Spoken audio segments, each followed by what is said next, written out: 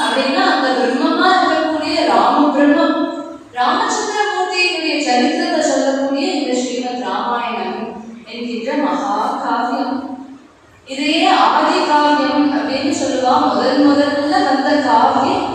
இது ராமாயணம் தான். அதனாலேயே ஆதி கவி அப்படின்னு வால்மீகி பகவானுக்கு பெயர். ராமாயணத்துல ரொம்ப முக்கியமா காட்டப்படக்கூடிய ஒரு குணம் என்ன அப்படின்னு பார்த்தா தியாகம் அப்படிங்கிற ரொம்ப உயர்ந்த குணம். தியாகம் அப்படிங்கிறது கேட்கறதுக்கு வேணா ஈஸியா இருக்குமே தவிர அந்த தியாகம் அப்படிங்கிறது தியாகம் பண்ணேன் எதுக்காக தியாகம் பண்ணேன், என் குழந்தை நல்லா இருக்கணும்னு தியாகம் பண்ணேன், எங்க அப்பா அம்மாவுக்காக தியாகம் பண்ணேன் இப்படிங்கிறது போய் தியாகம் அப்படிங்கிறது லோகக்ஷேமார்த்தம் அப்படின்னு ஒருத்தர் தியாகம் பண்ண முடியுமா என்ன அப்படின்னு பார்த்தா சாட்சாத் நம்ம ராமரை தவிர யாரால முடியும். அப்பேற்பட்ட ஸ்ரீமத் பாகவதம் கண்ணனுடைய கதையே சொல்றதுக்குன்னு வந்தது. அந்த பாகவதத்துல பகவான் ராமரை பத்தி என்ன சொல்லப்பட்டிருக்கு அப்படின்னா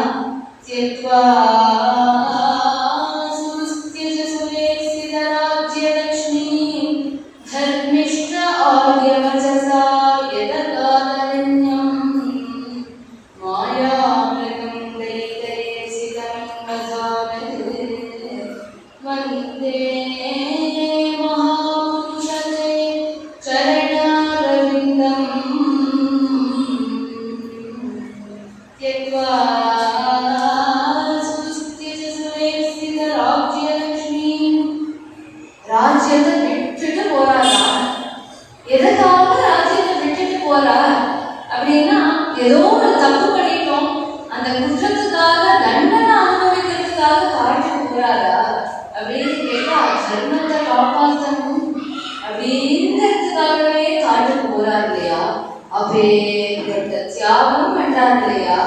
இதுவரைக்குமாவது தன்னுடைய ராஜ்யத்தை தியாகம் பண்ணா, அப்பா அம்மாவை தியாகம் பண்ணா, தன்னுடைய பிராத்தரான் சகோதரர்களை தியாகம் பண்ணா.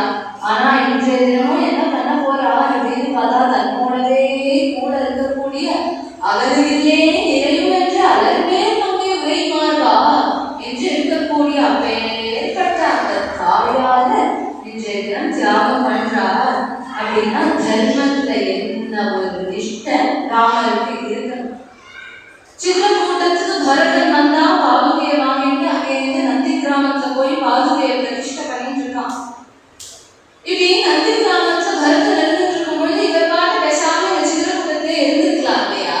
அவர் என்ன பண்ணா, நம்ம இந்த சித்திரக்கூட்டத்திலேயே இருந்தோம் அப்படின்னா எல்லா அயோத்தியா ஜனங்களுக்கும் தெரிஞ்சு போயிடுது நாம இங்கதான் இருக்கோம் அப்படிங்கிறது பரதனுக்கும் தெரிஞ்சுட்டு இவாளுக்கும் தெரிஞ்சுட்டு. அதனால நான் என்ன பண்ணுவா அப்படின்னா திருப்பி ராமர் தரிசனம் பண்றேன், சும்மா பார்த்துட்டு போலான்னு வந்தேன்ப்பா. அதுக்கப்புறம் சித்த ஒரு 10 நாள் உற்சவம் பண்ணிட்டு போறோம்னு ஒரு டென்ட் கட்டாயிடுவா. 10 நாள் இருந்தாங்க, இன்னொரு 1 மாசம் வரைக்கும் இருக்கோம்பா. அப்படியே அந்த காட்டையே நாட்டாகி ராமரோடையே இருந்துருவா இல்லையா. ராமர் கொண்டு இவாளை வச்சுட்டு காப்பாத்துறது பெரிய பிரச்சனை கிடையாது. இருந்தாலும் கூட அவர் மனசுல என்ன நினைக்கிறார் அப்படின்னா, அப்பா நமக்கு தான் வனவாசம் கொடுத்திருக்கா, நமக்கு பொறுத்து ஜனங்க கஷ்டப்படக்கூடாது, நாம இங்க இருக்கோம்னு தெரிஞ்சாதானே திருப்பி வருவா, நாம இந்த இடத்துல காடு பண்ணி போயிடுவோம் அப்படின்னு சித்திரக்கூட்டத்திலேருந்து கிளம்புறா. சித்திரக்கூட்டத்திலேருந்து கிளம்பி என்ன பண்றார் அப்படின்னா தண்டகாரண்யம் அப்படிங்கிற பெரிய காட்டுக்குள்ள போகிறோம் அப்படின்னு மனசுல சங்கல்பம் பண்றார். அப்படி சங்கல்பம் பண்ணும் பொழுதே போற வழியிலேயே அத்ரி அனசூயா என்று சொல்லக்கூடிய தம்பதிகள், அத்ரி மகர்ஷி இருந்துட்டு இருக்கா, மகா பத்திரதையா இருக்கக்கூடிய அனசூயா தேவி இருந்துட்டு இருக்கா. அவ ஆத்த வாசலை தாண்டி போகும்போது ராமரை பாட்டு நமஸ்காரம் பண்ணாம போயிடுவாரா என்ன. அதனால அத்ரி மகர்ஷியினுடைய ஆசிரமத்துக்கு போன உடனே அத்ரி மகர்ஷியை பார்த்து ராமர் லட்சுமணன் சீதா பிராட்டி 3 பேருமா நமஸ்காரம் பண்ணிட்டான். நமஸ்காரம் பண்ணிட்டோட ராமரும் லட்சுமணரும் ஏதோ பேசிட்டு இருக்கா அத்ரி மகர்ஷியோட. அங்க உள்ளே இருந்து அனசூயா தேவி பார்க்கறாளாம் குட்டி சீதையை பார்த்த உடனே அப்படின்னு ராமா அப்படின்னு கூப்பிடுறா. சரி யாரோ கூப்பிடுறாளே நம்ம பாட்டு கிளம்பி போயிடுவோம் அப்படின்னு போல அங்கேருந்து ராமரை பார்க்கறாளா சீதை. ராமரோட பேசினா போயிட்டு வாமா, பாட்டி ஆசையா கூப்பிடுறாங்க என்னன்னு போய் கேட்டுட்டு வா அப்படின்னு உடனே அங்கேருந்து உள்ள ஓடி போனா சீதை. சீதையை பார்த்த உடனே ரொம்ப ஆசையா இருந்த அனசூயா தேவிக்கு கட்டி அணைச்சு முத்தம் கொடுத்து பார்த்து ஆசையா பேசுறாராம்.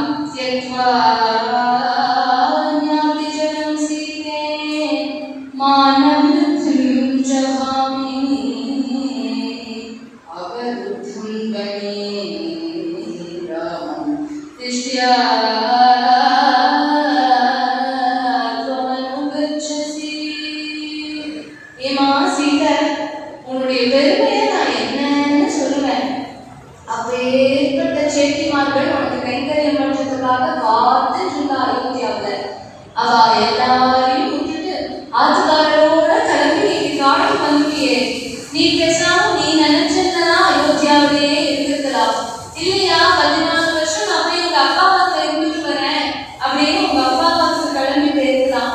இப்படி நீ காட்டுல வந்து இப்படி கஷ்டப்பட்டியேமா, இப்படி ஒரு பச்சித்திரத்தையா இருக்கியே, உன்னுடைய மகத்துவத்தை உன்னுடைய பெருமையை நான் என்னன்னு சொல்லுவேன் அப்படின்னு ரொம்ப ஆசையா கொஞ்சம் பேசிட்டு இருக்காளாம். இது போல நீ பேர்பட்ட மகா பச்சித்திரத்தையா இருந்த இல்லையா, நீ இப்படி இருக்கணும் அப்படி இருக்கணும்னு சொன்ன உடனே சீதா பிராட்டி நாமளா தான் என்ன பண்ணுவோம், ஆமா இந்த பாட்டிக்கு ஒரு வேலை இல்லை, ஏன்னா எனக்கு தெரியாத வந்து கேள்வி சொல்றது பொழுது என்ன நான் எனக்கு தெரியாத விஷயத்தையா பாட்டி நீங்க சொல்றேன், ஏன்னா எனக்கு ஏற்கனவே தெரியும் அப்படின்னு சொல்லுவோம் இல்லையா. சீதா பிராட்டி எப்படி சொல்றதுயா, சீதா பிராட்டி இந்த இடத்துல என்ன சொல்றா அப்படின்னா, கிம் புனர்யோ புனஷ்லாக்யா சானுக்ரோஷா ஜிதேந்திரியா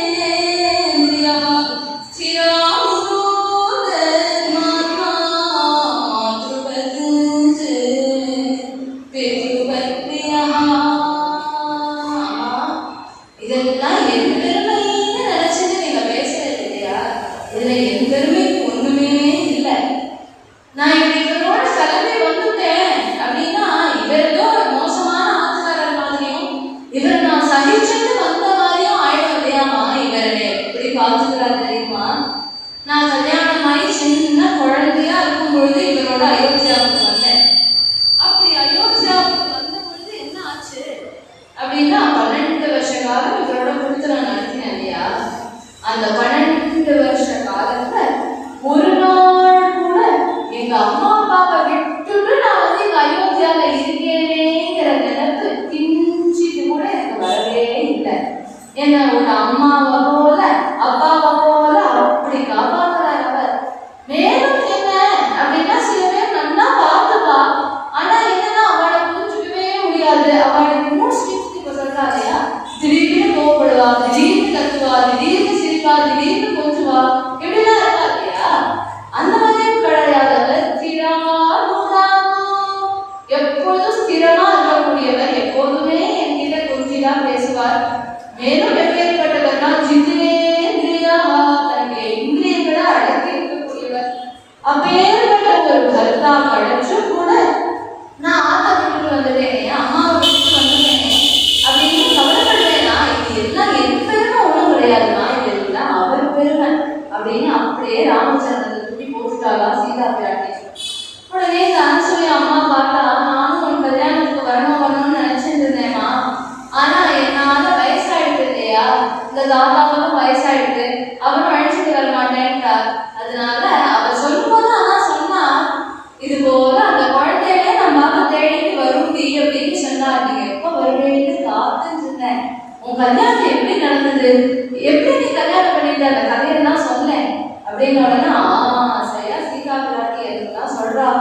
இது போல ராமர் வந்தா, சிவன் பங்கம் பண்ணினார் ஆரம்பிச்சு எப்படி கல்யாணம் நடந்தது அப்படிங்கிறதெல்லாம் சொன்ன உடனே அனசூயா தேவிக்கு மனசுல ரொம்ப ஆசையா, என்னன்னா இந்த சீத்தைய கல்யாண போலத்து ஒரு வாட்டியாவது பார்த்துடணும் அப்படின்னு நினைக்கிறா. இவளும் யாரு அப்படின்னா ஒரு ரிஷி பத்திரி, இவன்ட்டு 7 வயசா நகரத்து இருக்க போகுது அப்படின்னு நினைச்சா தன்னுடைய தபோ சக்தியினாலேயே அப்படி எல்லா ஆபரணங்கள் எல்லா விதமான வஸ்திரங்களையும் தயார் பண்ணி சீதா பிராட்டி முன்னே வச்சு சொல்றாளா, இது எல்லாத்தையும் வச்சு நான் உனக்கு அலங்காரம் பண்ணி விடுறேன்னா நீ அலங்காரம் பண்ணிக்கோ, உன்னை ஒரு வாட்டி கல்யாண போலத்தை பார்க்கணும்னு எனக்கு ஆசையா இருக்கு அப்படின்னு சொல்லி எல்லா விதமான ஆபரணங்களும் போட்டு விடுறாரு. வஸ்திரங்கள் எல்லாம் போட்டு விட்டு தலையில நிறைய பூ சூட்டி அப்படி சீதா பிராட்டி அழகா தயாராகி நிற்கிறா. இப்படி நிற்கும் பொழுது டேய் ராமா இங்க வாடா, வந்து சீதை வந்து நெல்லு அப்படின்னு சொல்லலாம் இல்லையா. இவ்வளோ கொண்டு கிழவி. இந்த ராமரும் சீதையும் எப்படி இருக்கான்னா சின்ன சின்ன குழந்தை, இவளுக்கு பேர பேட்டி மாதிரி. அப்ப ராமா வாடா கூப்பிடலாம் இல்லையா. அப்பேற்பட்ட ரிஷி பத்னி ராமர் யாருங்கிறது தெரியும்.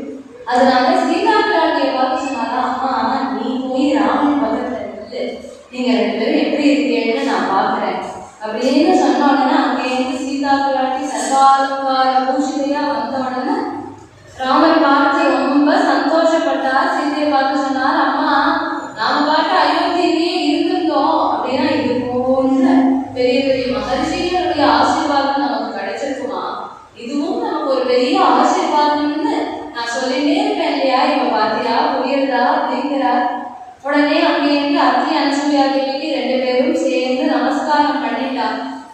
இந்த பூஷணங்களை எல்லாம் உடனே கழட்டி கொடுத்துடலாமே அப்படின்னா சுமங்கலி இது போல பூஷணங்களை கழட்டக்கூடாதுமா நீயே வச்சுக்கோ அப்படின்னு சொல்லிட்டு அனசூயா தேவி அந்த பூஷணங்களை தான் பின்னாடி தூக்கி போட போறா மாணவரால் இடத்துல சீதாதேவி.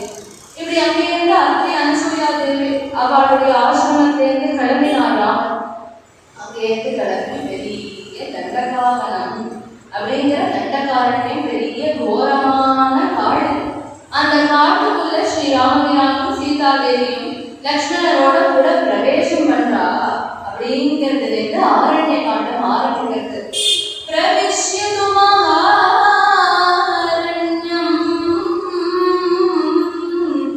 தண்டகாரண்யமாத்மவான் ததர்ஷ ராமோ துர்தர்ஷः தபசாஸ்ரமமண்டலம். அப்பேற்பட்ட தபஸ்விகள்னா இருக்கக்கூடிய அந்த மண்டலம், அந்த இடமே எப்படி இருக்குங்கிறத சொல்றா. ரொம்ப கோரமா இருக்குமா. அந்த இடத்த யாராவது காலை எடுத்து வச்சா அப்படின்னாலே எப்படி அத்தனை தபஸ்விகள் இருக்காரோ அதை விட பல மடங்கு ஜாஸ்தியான ராட்சசர்கள் இருப்பாராம். அவ எல்லாரும் அப்படியே அங்க வரக்கூடிய மனுஷியால ரிஷிகளை அப்படியே எடுத்து வாயை போட்டு சாப்பிட்டு கடிச்சு துப்பிடுவாராம். இதுவே அவளுடைய ஆகாரம். அப்படி இருக்கக்கூடிய ராட்சசர்கள் இருக்கக்கூடிய பகுதிக்கு ஸ்ரீ ராமபிரான் உள்ள போறார். சரி, இப்படி உள்ள போறாரே, போகும்போது சீதா பிராட்டியோ அல்லது லட்சுமணனோ அண்ணா எதுக்கு உள்ள போகணும், இவ்வளவு கோரமா இருக்கேன், நமக்கு ஏதோ வனவாசம் அப்படின்னா எப்படி மனசனுடைய ஓரமா அப்படி நம்பியமா இருக்கக்கூடிய இடத்துக்கு போயிட்டு நாம பாட்டு ஆசை போயிடுவோம்னா அப்படின்னு சொல்லலாமே அப்படின்னா அப்படின்னா சொன்னா கேட்க மாட்டாராம். அதனாலதான்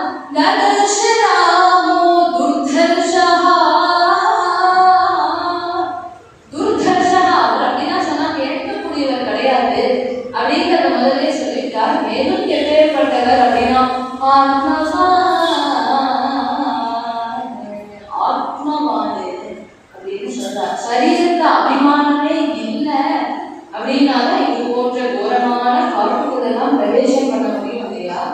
அப்பேற்பட்ட ஆத்மவானா இருக்கக்கூடிய ஸ்ரீராமபிரான் அந்த தண்டகாரண்யத்துக்குள்ள பிரவேசம் பண்ணினா அங்க பலவிதமான ரிஷிகள் பல விதமா தபஸ் பண்ணிட்டு இருப்பாளாம். எப்படி அப்படின்னா சில பேர் பஞ்சாப்னே மத்தியில உட்கார்ந்து தபஸ் பண்ணுவா. 4 பக்கமும் அக்னி இருக்கும், மேல சூரிய பகவான் அவளுக்கு மத்தியில உட்கார்ந்து தபஸ் பண்ணக்கூடியவா. சில பேர் மரத்திலேயே தொங்கிட்டு தபஸ் பண்ணக்கூடியவா. சில பேர் மரத்து மேல ஏறி உட்கார்ந்து தபஸ் பண்ணக்கூடியவா. சில பேர் என்ன பண்றா அப்படின்னா ஜலத்துக்கு அடியில போய் உட்கார்ந்து தபஸ் பண்ணக்கூடியவா. இப்படி பல பேர் பலவிதமா தபஸ் பண்ணிட்டே இருக்கும் பொழுது ஸ்ரீ ராமபிரானுக்கு திடீர்னு ஒரு குரல் கேட்டுதான். அந்த குரல் என்ன பண்ணிட்டு அப்படின்னா ஸ்வாகதம் ஸ்வாகதம்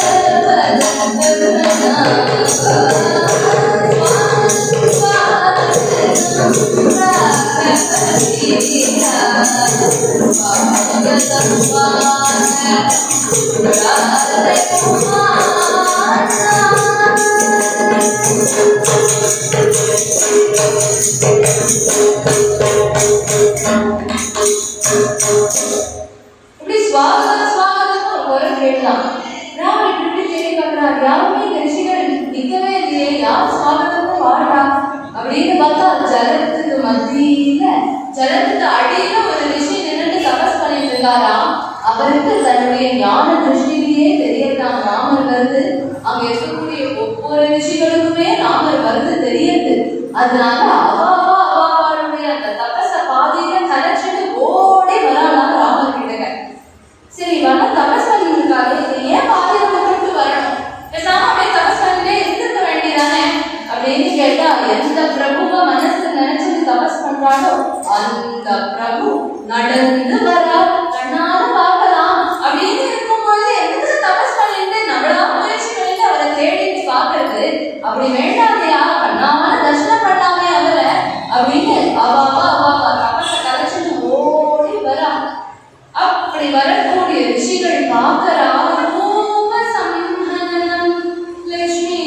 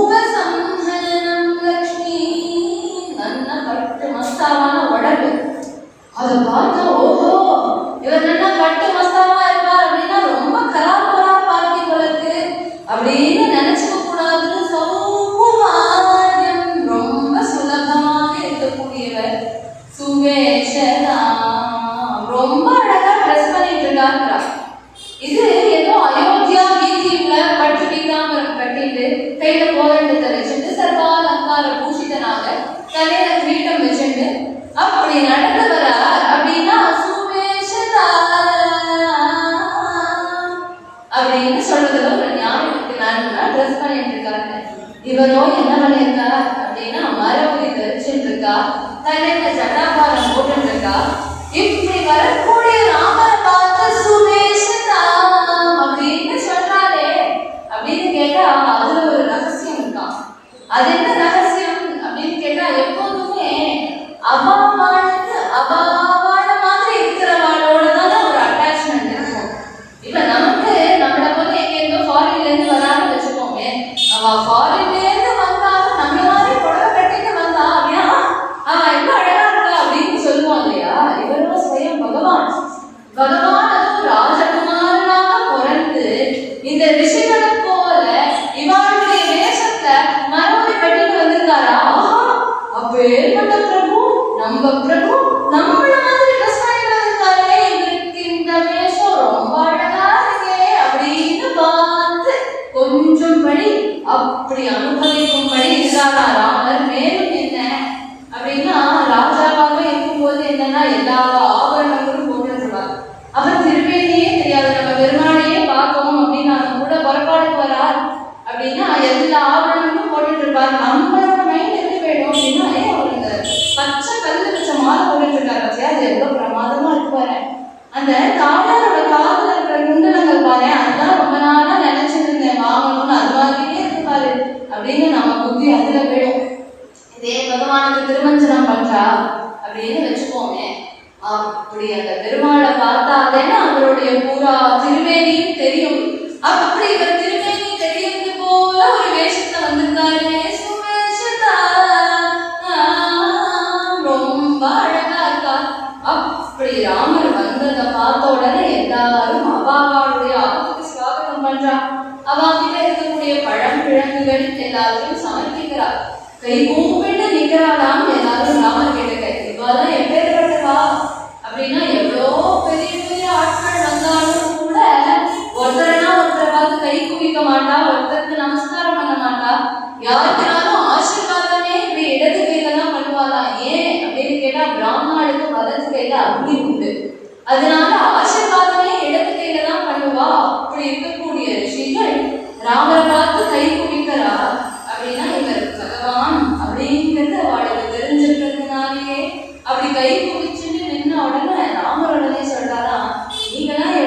இவ்வளவு பெரிய ரிஷிகள் நீங்கெல்லாம் என்ன பார்த்து இப்படி கை குவிக்கலாமா, இது தகுமா, நீங்க இப்படி கை குவிக்காதீங்கோ அப்படின்னு உடனே அவாரா சொல்றாரா, நகரஸ்தோ வதஸ்தோ வாத்வம் ராஜா ஜனேஸ்வரா.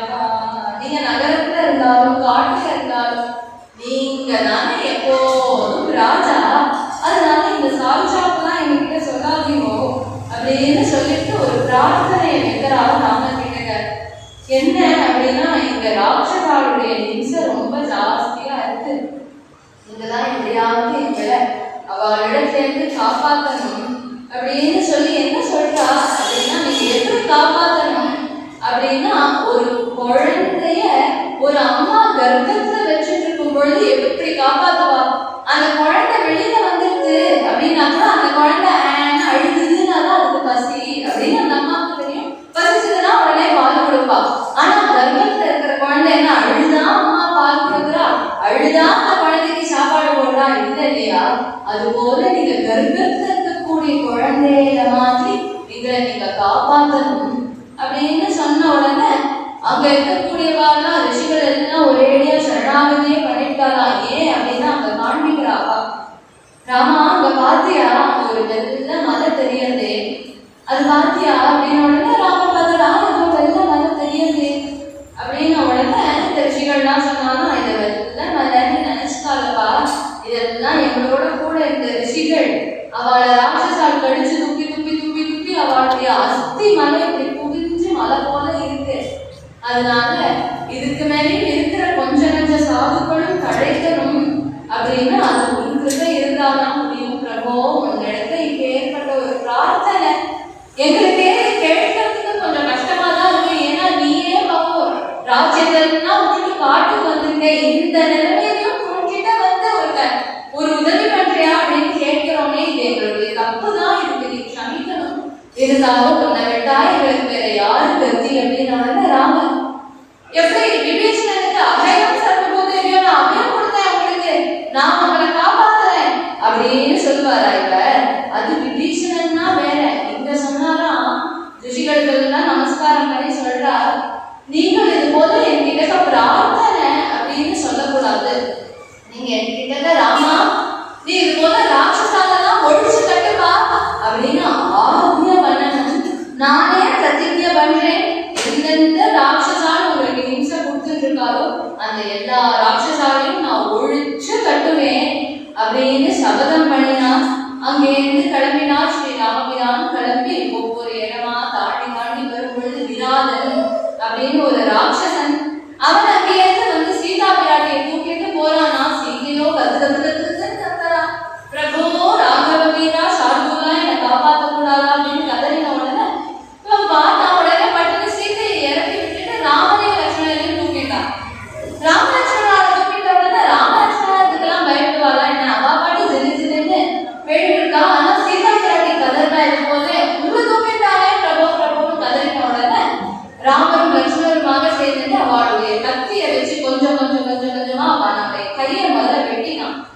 வெட்டின உடனே அவனுக்கு புரிஞ்சுடுத்து இது சாட்சாத் ராமன் தான் அப்படின்னு. அதனால ராமரை பார்த்து சொல்றான், நான் தும்புரு அப்படிங்கிற ஒரு கல்வன், என்ன இது போல வெட்டிலாம் உங்களால கொலை பண்ண முடியாது, நீங்க என்ன பண்ணணும் அப்படின்னா எனக்கு குபேர சாபம் இருக்கு, நான் வந்து சும்மா இல்லாம குபேரன் கிட்ட போய் பம்பு எடுத்தேன், அதனால குபேரன் என்ன ராட்சசனா போன சமைச்சுட்டான், நீங்க என்ன உயிரோட வச்சு புதைச்சிடுங்கோ, புதைச்சுட்டேன் அப்படின்னா நானே கந்தர்வனா ஏறி போயிடுவேன் அப்படின்னு சொன்ன உடனே பெரிய குழியா தோண்டி அதுல இந்த விராதனை இறக்கி இவனை புதைச்சா இவன் தும்புரு அப்படிங்கிற கந்தர்வ ரூபத்தை எடுத்துக்கொண்டு தன்னுடைய லோகத்துக்கு போனான் அப்படின்னு விராதனுடைய கதை.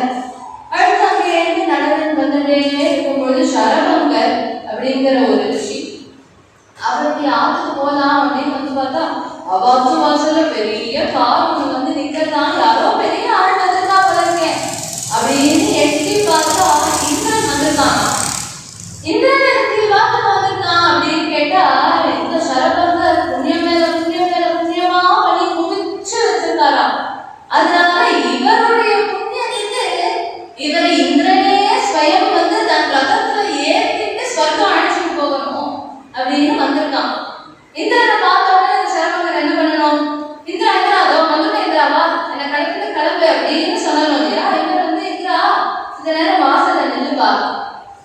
இந்திரனுக்கே புரியல. இவனா நம்ம வந்திருக்கோம் சாட்சா தேவர்களுக்கெல்லாம் அதிபதி நானே வந்திருக்கேன், என்ன வாசல்ல போய் நின்றுறாரு அப்படின்னு இவர் வாசல் அப்படியே வந்து கையை கட்டி நின்றுட்டு இருக்காரு. அங்கேருந்து ராமபிரான் மருந்து இவருக்கு தெரிஞ்சுட்டான்.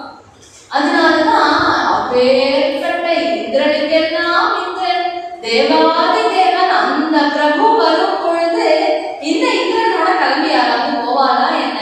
இந்த இந்திரனோட கிளம்பி போனாலும் என்ன ஆகும்னா எவ்வளோ நாளைக்கு நம்ம புண்ணியம் கவுண்ட் இருக்கோம் அந்த புண்ணியம் வரைக்கும் தான் இந்திரன் அங்க வச்சுப்பான். புண்ணியம் முடிஞ்ச போயிருக்கு அப்படின்னா அதுக்கப்புறம் ஒரு நிமிஷம் நித்ரா இன்னும் ஒரு நிமிஷம் இருக்கேன்னா கூட கருணையே காட்டாம கீழே தள்ளிடுவாங்க. அதனால இவன் பின்னாடி போனாலும் எத்தனை நாள் இவெல்லாம் 10 நாள் இருக்கானா நான் ஒரு 20 நாள் இருக்க போறேன், அதுக்கப்புறம் மறுபடியும் கீழே வந்துதானே ஆகும். ஆப்ரம்ம புவனாலோகா புனராவர்த்தி மோர்ஜுனா மாம் உபேத்யது கௌந்தேயா புனர்ஜென்ம ந வித்யதே அப்படின்னு பகவான் கீதையில சொல்றார்.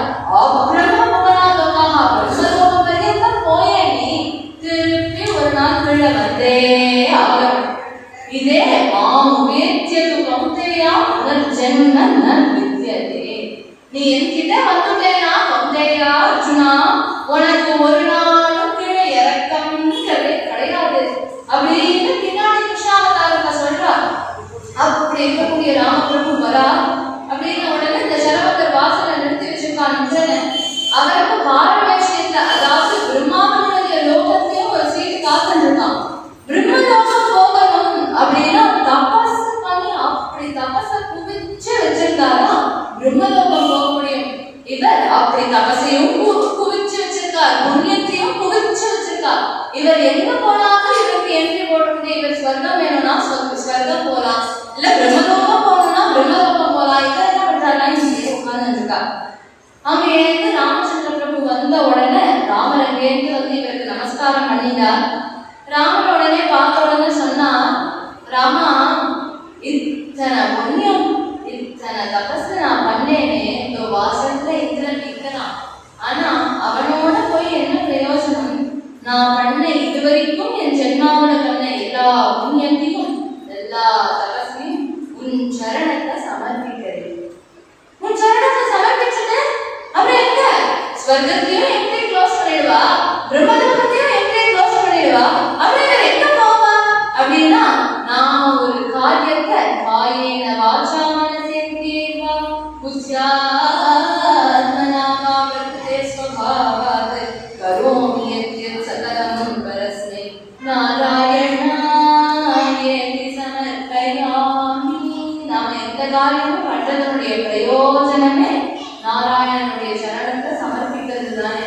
இவர் சாட்சாத் ராமச்சந்திர பிரபுடைய சரணத்தை சமர்ப்பிச்சார் அப்படின்னா இவர் எங்க போவார்? சாட்சாத் வைகுண்டம் கிளம்பி போறாராம். எந்த இடத்துல இருந்து பகவான் இறக்கியே விடமாட்டானோ அப்பேற்பட்ட ஸ்ரீ வைகுண்டத்துக்கு இந்த சரபங்கர் தானே கிளம்பி போனார் அப்படின்னு சரபங்கருடைய ஆசிரமம்.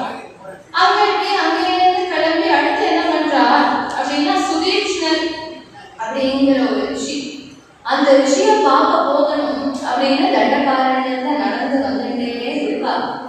நடந்து வந்துட்டு இருக்கும் பொழுது லட்சுமண சுவாமி பார்த்தா கொஞ்ச நேரத்துக்கு அண்ணாவும் அண்ணியும் சேர்ந்து தனியா இருக்கணுமே, நாம எடுத்து குறுக்க நிற்பானே அப்படின்னு அவ 2 பேரும் முன்னாடி அனுப்பிட்டு இவர் பின்னாடி தள்ளி வந்துட்டு இருக்காராம். அப்படி வந்துட்டு இருக்கும் பொழுது சீதா பிராட்டி ராமரை பார்த்து ரொம்ப அழகா கூப்பிட்டாராம். சத்யசந்தா மகாபாகா ஸ்ரீமன் லக்ஷ்மண பூர்வஜா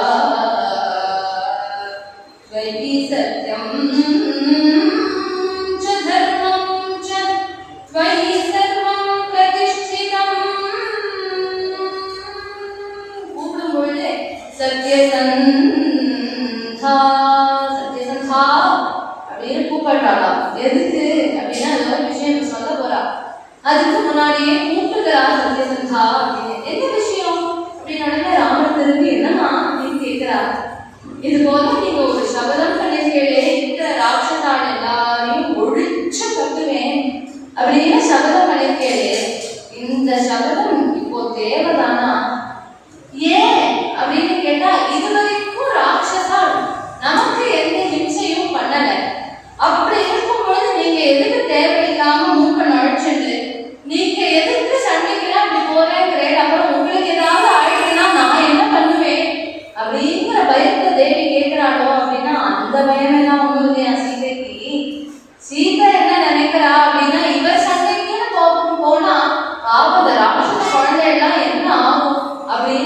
அந்த இடத்தையும் மாற்று வாத்சல்யம் ராட்சமாண்டாம ஏதோ குழைச்சு போய் கொஞ்சம் இருந்துட்டு போட்டோமே, நீங்க எதுக்கு தேவையில்லாம அவார்டுதான் பம்புக்கு போறேன், அவார்டும் வாழ்ந்துட்டு போட்டோமே, அவார்டையும் திருத்தி நல்லா வாழ வைக்கோல அப்படிங்கிறதுக்காக சத்யசந்தா நீங்க ஏதோ விஷயம் சரி அவளை கன்வின்ஸ் பண்றதுக்காக ஏதோ சும்மா சொன்னேன், அதெல்லாம் நான் யுத்தத்துக்கு போக மாட்டேன் அப்படின்னு நீங்க சொல்ற ஆள் கிடையாது. சத்யசந்தர் சொன்னவாக காப்பாற்றக்கூடியவர். இந்த ஒரு யுத்தம், இந்த ஒரு சபதம் இப்போ தேவைதானா அப்படின்னு கேட்கிறாரா சத்யசந்தா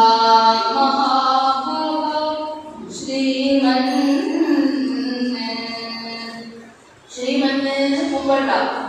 அதான் ராஜ்யத்தெல்லாம் வந்து நடுத்தருல நிக்கிறாரே, இவர் என்ன ஸ்ரீமன்னு கூட வேண்டி கிடைக்கு அப்படின்னா தானே மகாலட்சுமி இல்லையா, தான் கூட இருக்கிற வரைக்கும் இவர் ஸ்ரீமன்னு தானே, அதனால ஸ்ரீமன். அடுத்து ரொம்ப அழகான பதத்தை போடுறா, லக்ஷ்மண பூர்வஜா. லக்ஷ்மண பூர்வஜான்னு கூப்பிடுறா. எதுக்கு திடீர்னு லக்ஷ்மண பூர்வஜா, லக்ஷ்மணனுடைய அண்ணாவே அப்படின்னு கூப்பிடுறாளே அப்படின்னு கேட்டா, பொதுவா இந்த லக்ஷ்மண சுவாமிக்கு தான் கொஞ்சம் கோபம் ஜாஸ்தியா வருமா. நீங்க இன்னைக்கு ப்ரூவ் பண்ணிட்டே நீங்க தான் அந்த லக்ஷ்மணனுடைய அண்ணான்னு உங்களுக்கு எவ்வளவு கோபம் வருது. நீங்க என்ன லக்ஷ்மணனோட அண்ணான்னு ப்ரூவ் பண்ணிக்கிறதுக்காக இவ்வளவு கோபத்தை காண்பிக்கிறீங்களா? நீங்க சத்தியத்துல இருக்கக்கூடியவர், தர்மத்துல இருக்கக்கூடியவர், என்ன சொல்றோ அந்த வாக்கை காப்பாற்றக்கூடியவர். அதனால நீங்க இவ்வளவு தர்மாபதமா இருக்கக்கூடிய நீங்கள் அஹிம்சையோட இருந்தா எவ்வளவு நல்லா இருக்கும் அப்படின்னு சீதா பிராட்டி சொல்லிட்டு பின்னாடி சொல்றா, ஸ்நேகாச்ச பகுமானாச்ச ஸ்மாரகே த்வாம் ந சிக்ஷயே. இது நான் ஏதோ பெரிய மனுஷியாட்டம் உங்களுக்கு வந்து அட்வைஸ் பண்றேன்னு நினைச்சுக்காதீங்கோ. ஸ்நேகாச்ச பகுமானாச்ச உங்ககிட்ட இருக்கக்கூடிய ஆசையினால, ஒரு பிரேமையினால, ஸ்மாரகித்வா உங்களுக்கு ஞாபகப்படுத்துறேன், நான் உங்களுக்கு அட்வைஸ் பண்ணல, நான் உங்களுக்கு ஞாபகம் தான் படுத்துறேன் அப்படின்னு சொன்ன உடனே ராமர் உடனே ஆமா நீ பெரிய மனுஷி, நீ சொன்னதை நான் கேட்கணும், அதெல்லாம் வேலை பார்த்துட்டு போய் எல்லாம் எனக்கு தெரியும் அப்படின்னு சொல்லலையா. ராமர் என்ன சொன்னார் அப்படின்னா, அம்மா நீ என் பேர்பட்டவள் ஜனகராஜகுமாரி இல்லையா, அதனால உங்க அப்பா அஹிம்சையை சொல்லி கொடுத்து உனக்கு வளர்த்துருக்கா, அதனால நீ அந்த அஹிம்சையை பேசுற, அதுவும் என்னென்ன இருக்கக்கூடிய ஒரு வியத்தினால பேசுற. ஆனா நீ பார்த்த இல்லையாமா எப்படி அந்த ராட்சசர்கள்லாம் படிச்சு துப்பிருக்கா முனிவர்களை. இதை பார்த்தும் நான் சும்மா இருந்தேன்னா என் கையில போதனைகள் இருந்து என்ன பிரயோஜனம் சொல்லு. அதனால நான் உன்னையே இழந்தாலும் இழப்பேன், லக்ஷ்மணனையே இழந்தாலும் இழப்பேன், ஏன் என்னையே நான் இழந்தாலும் இழப்பேன், என்னுடைய சபதத்திலேருந்து நான் பின்வாங்க மாட்டேன் அப்படின்னு சொல்றார். இது ஏதோ ஒரு வார்த்தையா சொல்லிவிட்டார் ராமர், ஆனா பின்னாடி சீதா பிராட்டியே விடுறார், லக்ஷ்மண சுவாமி மேலேயே அம்பு போட்டு விடுறார், தன்னையே இழக்கிறார் யுத்தத்துல. அப்படி இருந்தும் நான் தன்னுடைய சபதத்தை விடல இல்லையா, அதனால இது சொல்றாரே தவிர அவர் ஒரு விரல அசைச்சா கூட அதுல ஒரு பெரிய சத்தியமும் தர்மமும் இருக்கு அப்படிங்கிறத காண்பிக்கிறார். அங்கேருந்து நடந்து சுதீக்ஷணருடைய ஆசிரமத்துக்கு வந்தார்.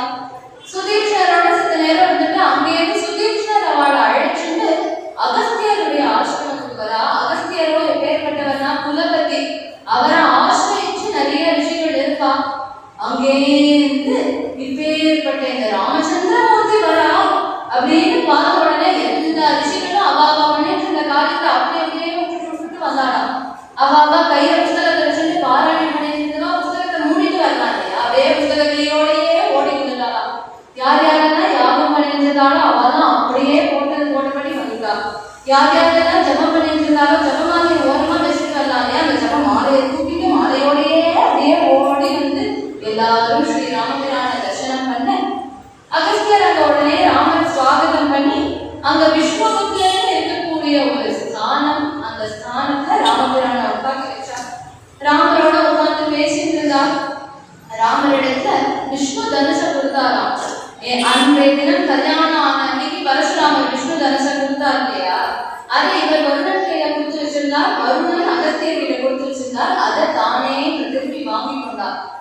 அப்படி வாங்கிட்டு அங்கேருந்து கிளம்பி அகஸ்தியர் சொல்றாரு, இந்த பஞ்சவட்டின்னு பக்கத்துல ஒரு இடம் இருக்குப்பா, அங்க ரொம்ப சௌக்கியமா இருக்கும் உனக்கு, நீ அங்க போய் இருக்கும் அப்படின்னு சொன்ன உடனே பார்த்தா நம்ம உடனே போய் அந்த பஞ்சவட்டியில இருக்கலாம் அப்படின்னு அங்கேருந்து கிளம்பி வந்தா, பஞ்சவட்டிக்கு வரும் பொழுதே அங்க ஜட்டாயு அப்படிங்கிற ஒரு கழுகு, அந்த கழுகு அங்க உட்கார்ந்துருக்கு. இவாளை பார்த்த உடனே யாருப்பா, தசரத ராஜகுமாரனோ அப்படின்னு கேட்டாரா அந்த ஜட்டாயு. உடனே பொல பொல பொல பொலன்னு கண்ணீர் வந்து ராமனுடைய கண்ணுல இருந்து, ஏன் அப்படின்னா இத்தனை நாள் காட்டுல இருந்திருக்கோம், ஒருத்தர்னா ஒருத்தர் நம்ம அப்பா பேரை கூப்பிட்டு அவர் பிள்ளையாடி அப்படின்னு கேட்கல, இவர் நம்ம அப்பாவை ஞாபகம் வச்சுட்டு நம்மள கேட்கிறாரேன்னு அங்கேருந்து ஓடி வந்து நமஸ்காரம் பண்ணினார். கழுகு தானே அப்படின்னு விடலையாம், கழுகுக்கு வந்து நமஸ்காரம் பண்ணிட்டார். நமஸ்காரம் பண்ணிட்ட உடனே இந்த ஜட்டாயு சொல்றார், நான் தசரதன் தான் ரொம்ப சிநேகிதர்கள்ப்பா, நாங்களாம் எவ்வளவு க்ளோஸ் ஃப்ரெண்ட்ஸ் தெரியுமா, உன்னை பார்த்தாலே தசரதன் சாயல் இருக்கு, அப்பா சௌக்கியமா இருக்காரா, அம்மா எல்லாம் எப்படி இருக்கா அப்படின்னு உடனே நடந்த விருத்தாந்தத்தை தான் சொல்றார் ராமன். சொன்ன உடனே ஜட்டாயு சொல்றாரா, அப்பா கவலைப்படாத, இந்த இடமே உனக்கு சௌக்கியமா இருக்கும், இங்கேயே ஒரு பர்ணசாலை அமைச்சுட்டு இங்கேயே இருக்குப்போ, நீ எங்கேயாவது வன விகாரமா வெளியில போன அப்படின்னா குழந்தை சீத்தையை நான் பத்திரமா பாத்துக்கிறேன்ப்பா அப்படின்னு சொன்னாராம் ஜட்டாயு. ராமாயணத்துல ஏதோ ராமன் தான் சத்தியசந்தரா இருந்தார் அப்படிங்கிறது கிடையாது, ராமாயணத்துல இருந்த பக்ஷி கூட சத்தியம்னா சத்தியத்தை நிக்கிறது அப்படின்னா எனக்கு ஒரு ஆச்சரியம். அப்படி இருக்கும் பொழுது இவர் பார்த்துட்டே இருக்காரு, இங்க ஒரு பர்ணசாலை அமைக்கணுமே அப்படின்னு பார்த்துட்டு இப்படி ராமரதோ வேடிக்கை பார்த்துட்டே இருக்கிறதுக்குள்ள லட்சுமண சுவாமி ஓடி போனா. அங்கே இருந்து மண்ணெல்லாம் பிசைஞ்சு சுவரெல்லாம் எழுப்பி மேல அழகான கூரையெல்லாம் போட்டு, இந்த வாஸ்து அப்படின்னு சொல்றாங்க, அந்த வாஸ்துக்கு ஏற்ற மாதிரி அழகான மண் அடுப்பெல்லாம் பண்ணி ரொம்ப அழகான ஒரு பர்ணசாலை வாசல் திண்ணையோட தானே சாணி பறிச்சு கோலம் போட்டு அப்படி புஷ்பங்களை எல்லாம் பறிச்சு வச்சு ராமரங்க நின்றுட்டு இருக்காரு. அண்ணா வாங்கோனா அப்படின்னு கூப்பிட்டாரு. கூப்பிட்ட உடனே ராமர் திரும்பி பார்க்கறா, பெரிய ஒரு குடு, அழகான ஒரு குடு, அதுவும் தம்பி தன் கையால கட்டினது, அதுவும் நமக்காகன்னு கட்டினது அப்படின்னு உடனே ரொம்ப சந்தோஷப்பட்டு லட்சுமணர் ஆலிங்கனம் பண்ணிட்டாராம். பண்ணிட்டு சொல்றாராம், பாவஜ்ஞேன கிருதஜ்ஞேன தர்மஜ்ஞேன ச லக்ஷ்மணா த்வயா புத்ரேண தர்மாத்மான சம்ருத்தா விகாம. சொல்றார், அப்பா என்னுடைய பாவம் தெரிஞ்சு எனக்கு எப்படி இருந்தா பிடிக்கும்னு தெரிஞ்சு பார்த்து கட்டிருக்கேன். பாவஜ்ஞேன தர்மஜ்ஞேன கிருதஜ்ஞேன, தர்மம் தெரிஞ்சு எந்த இடத்துல பெட்ரூம் இருக்கணும், எந்த இடத்துல பூஜை ரூம் இருக்கணும், எங்க கிச்சன் இருக்கணும், எல்லாம் தெரிஞ்சவரா, வாஸ்துவெல்லாம் தெரிஞ்சவர், ரொம்ப அழகா இப்படி கட்டிருக்கியேப்பா. நான் வந்து நம்ம அப்பா போயிட்டா அப்படின்னப்போ ரொம்ப கதறி அழுதேன். ஏன் அப்படின்னா எனக்கு கீழே 3 தம்பிகள் இருக்கா, அவளுக்கு நான் இருக்கேன், எனக்குன்னு யார் இருக்கா அப்படின்னு அழுதேன். ஆனா லட்சுமணா நீ சொல்றப்பா, நம்ம அப்பா தசரதரே உன் ரூபத்தை என் கூட இருக்காருன்னு நினைக்கிறேன். ஏன்னு கேட்டா இப்படி ஒரு அப்பாவை போல எனக்கு என்ன தேவை தேவை தேவை தேவைன்னு பார்த்து பார்த்து கண்டியே, உன்னை நான் என்னன்னு சொல்லுவேன், நீ எனக்கு கிடைச்சதே பெரிய பாக்கியம்பா அப்படின்னு என்ன சொன்ன உடனே லட்சுமணருடைய காலர் தூக்கிட்டு, பார்த்தேடா என்னென்னமோ வனவாசம் வர வேண்டாம் இல்லை, நான் இதெல்லாம் நீங்க எப்படி கஷ்டப்பட்டுருக்கேன் அப்படின்னு நினைக்கல. அங்கேருந்து நமஸ்காரம் பண்ணிட்டு, அண்ணா உங்க கிருப்பை, நீங்க சங்கல்பம் பண்ணீங்க, என் மூலமா இதை அமைச்சதுங்கிறது உங்க சங்கல்பமே தவிர என் முயற்சி கூட இது ஒன்றும் கிடையாதுன்னா அப்படின்னு உடனே அங்கேருந்து தேவியோட கூட ஸ்ரீராமபிரான் உள்ள வந்து அந்த குடிலேயே இருந்துருக்கா. இப்படி இருந்துட்டு இருக்கும் பொழுது ஒரு நாளைக்கு விடியற்காட்டால ஸ்நானம் பண்ணணும் அப்படின்னு கோதாவரி தீரத்துக்கு ராமபிரான் லட்சுமணனையும் சீதாதேவியையும் அழைச்சிட்டு வராரு. எப்போதுமே ராம ஸ்நானத்துக்கு வரார் அப்படின்னா அதுக்கு முன்னாடியே லட்சுமணர் குளிச்சுட்டு வாசல்ல ரெடியா வெயிட் பண்ணிட்டு இருப்பாரா. ஏன்னா அண்ணா குளிக்கிறார் அப்படின்னா அவர் அடுத்தடுத்து இந்த சாமான் வேணும்னு கேட்பார். அப்ப நாமளும் குளிச்சுட்டு இருந்தானா அண்ணாவுக்கு யாரும் கைத்தறிய மாட்டது, அதனால கைத்தறிய பண்றதுக்கு ஒருத்தர் வேண்டாமான்னு தான் அதற்கு முன்னாடி எழுந்து குளிச்சுட்டு ரெடியா இருக்கா. இப்படி இருந்துட்டு இருக்கும் பொழுது ராமர் அப்படி இறங்குறாராம் ஸ்நானத்துக்கு.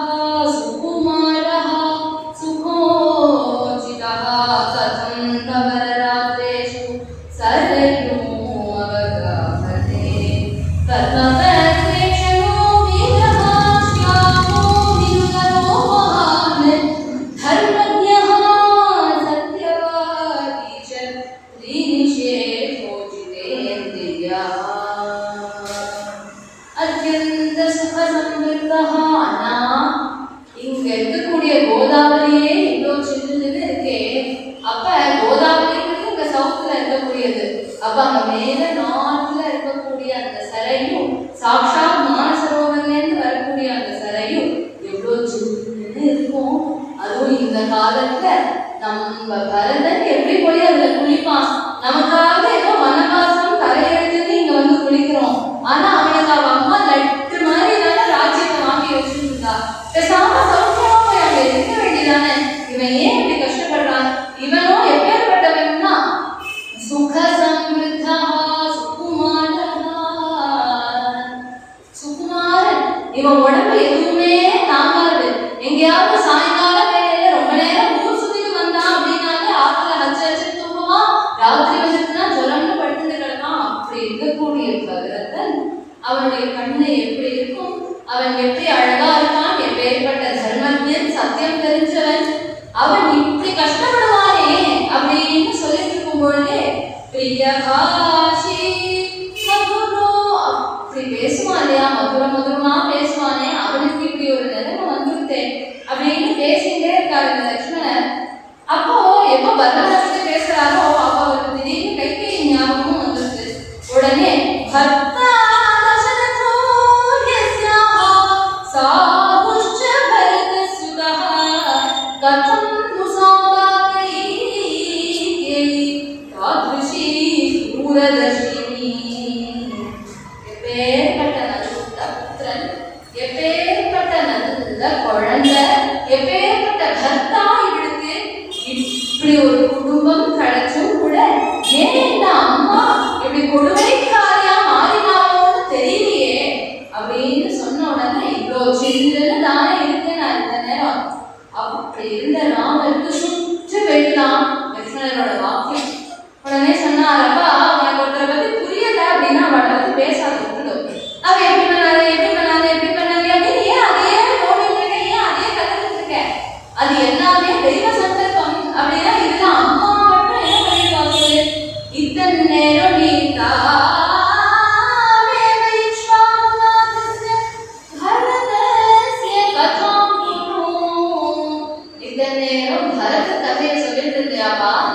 இக்ஷ்வாகுநாதனான பரதனுடைய கதையே சொல்லு அப்படின்னு பரதனை பத்தியே பேசிட்டு இருக்கா.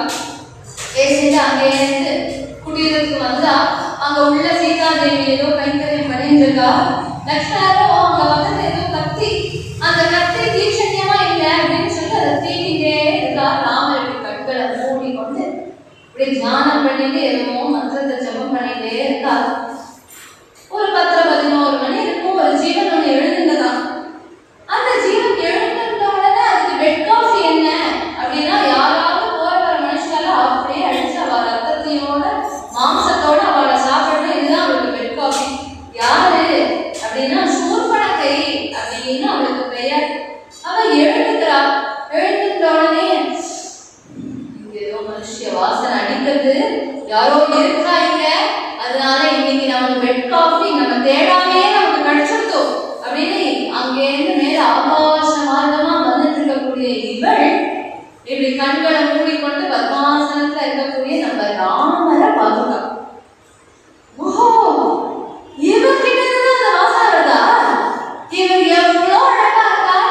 இவரை போய் யாராவது அடிச்சு சாப்பிடுவாளோ? இவருக்கு என்ன பண்ணுது?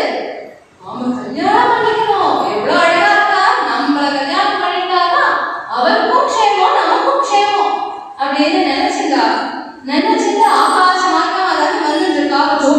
குதிச்சாலாம் ராமர் முன்னாடி.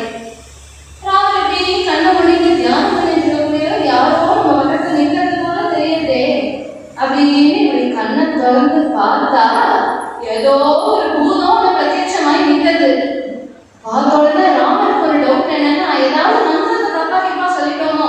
ஏன்னா மந்திரங்களை தப்பா சொல்லிட்டோம் அப்படின்னா துர்தேவதைகள் பிரத்யட்சம் ஆயிடுவா. அதனால ஏதாவது மந்திரத்தை தப்பா சொல்லிட்டோமா? இப்படி வந்து நம்ம கண்ணு முன்னாடி பிரத்யட்சம் ஆயிருக்கே அப்படின்னு உடனே இவளுக்கு ஏதாவது கேட்டாரா இல்ல ராமர் இவள்கிட்ட போய் இவளா அங்கேருந்து வந்தாலும் வந்து நீங்க யாரு, நீங்க யாராவே இருக்கோ பேசாம கதையை கேளுங்க. நான் யாரு தெரியுமோ? நான் என் பேர் பட்டவள்னா என் பேரு சூர்பனகா அப்படின்னு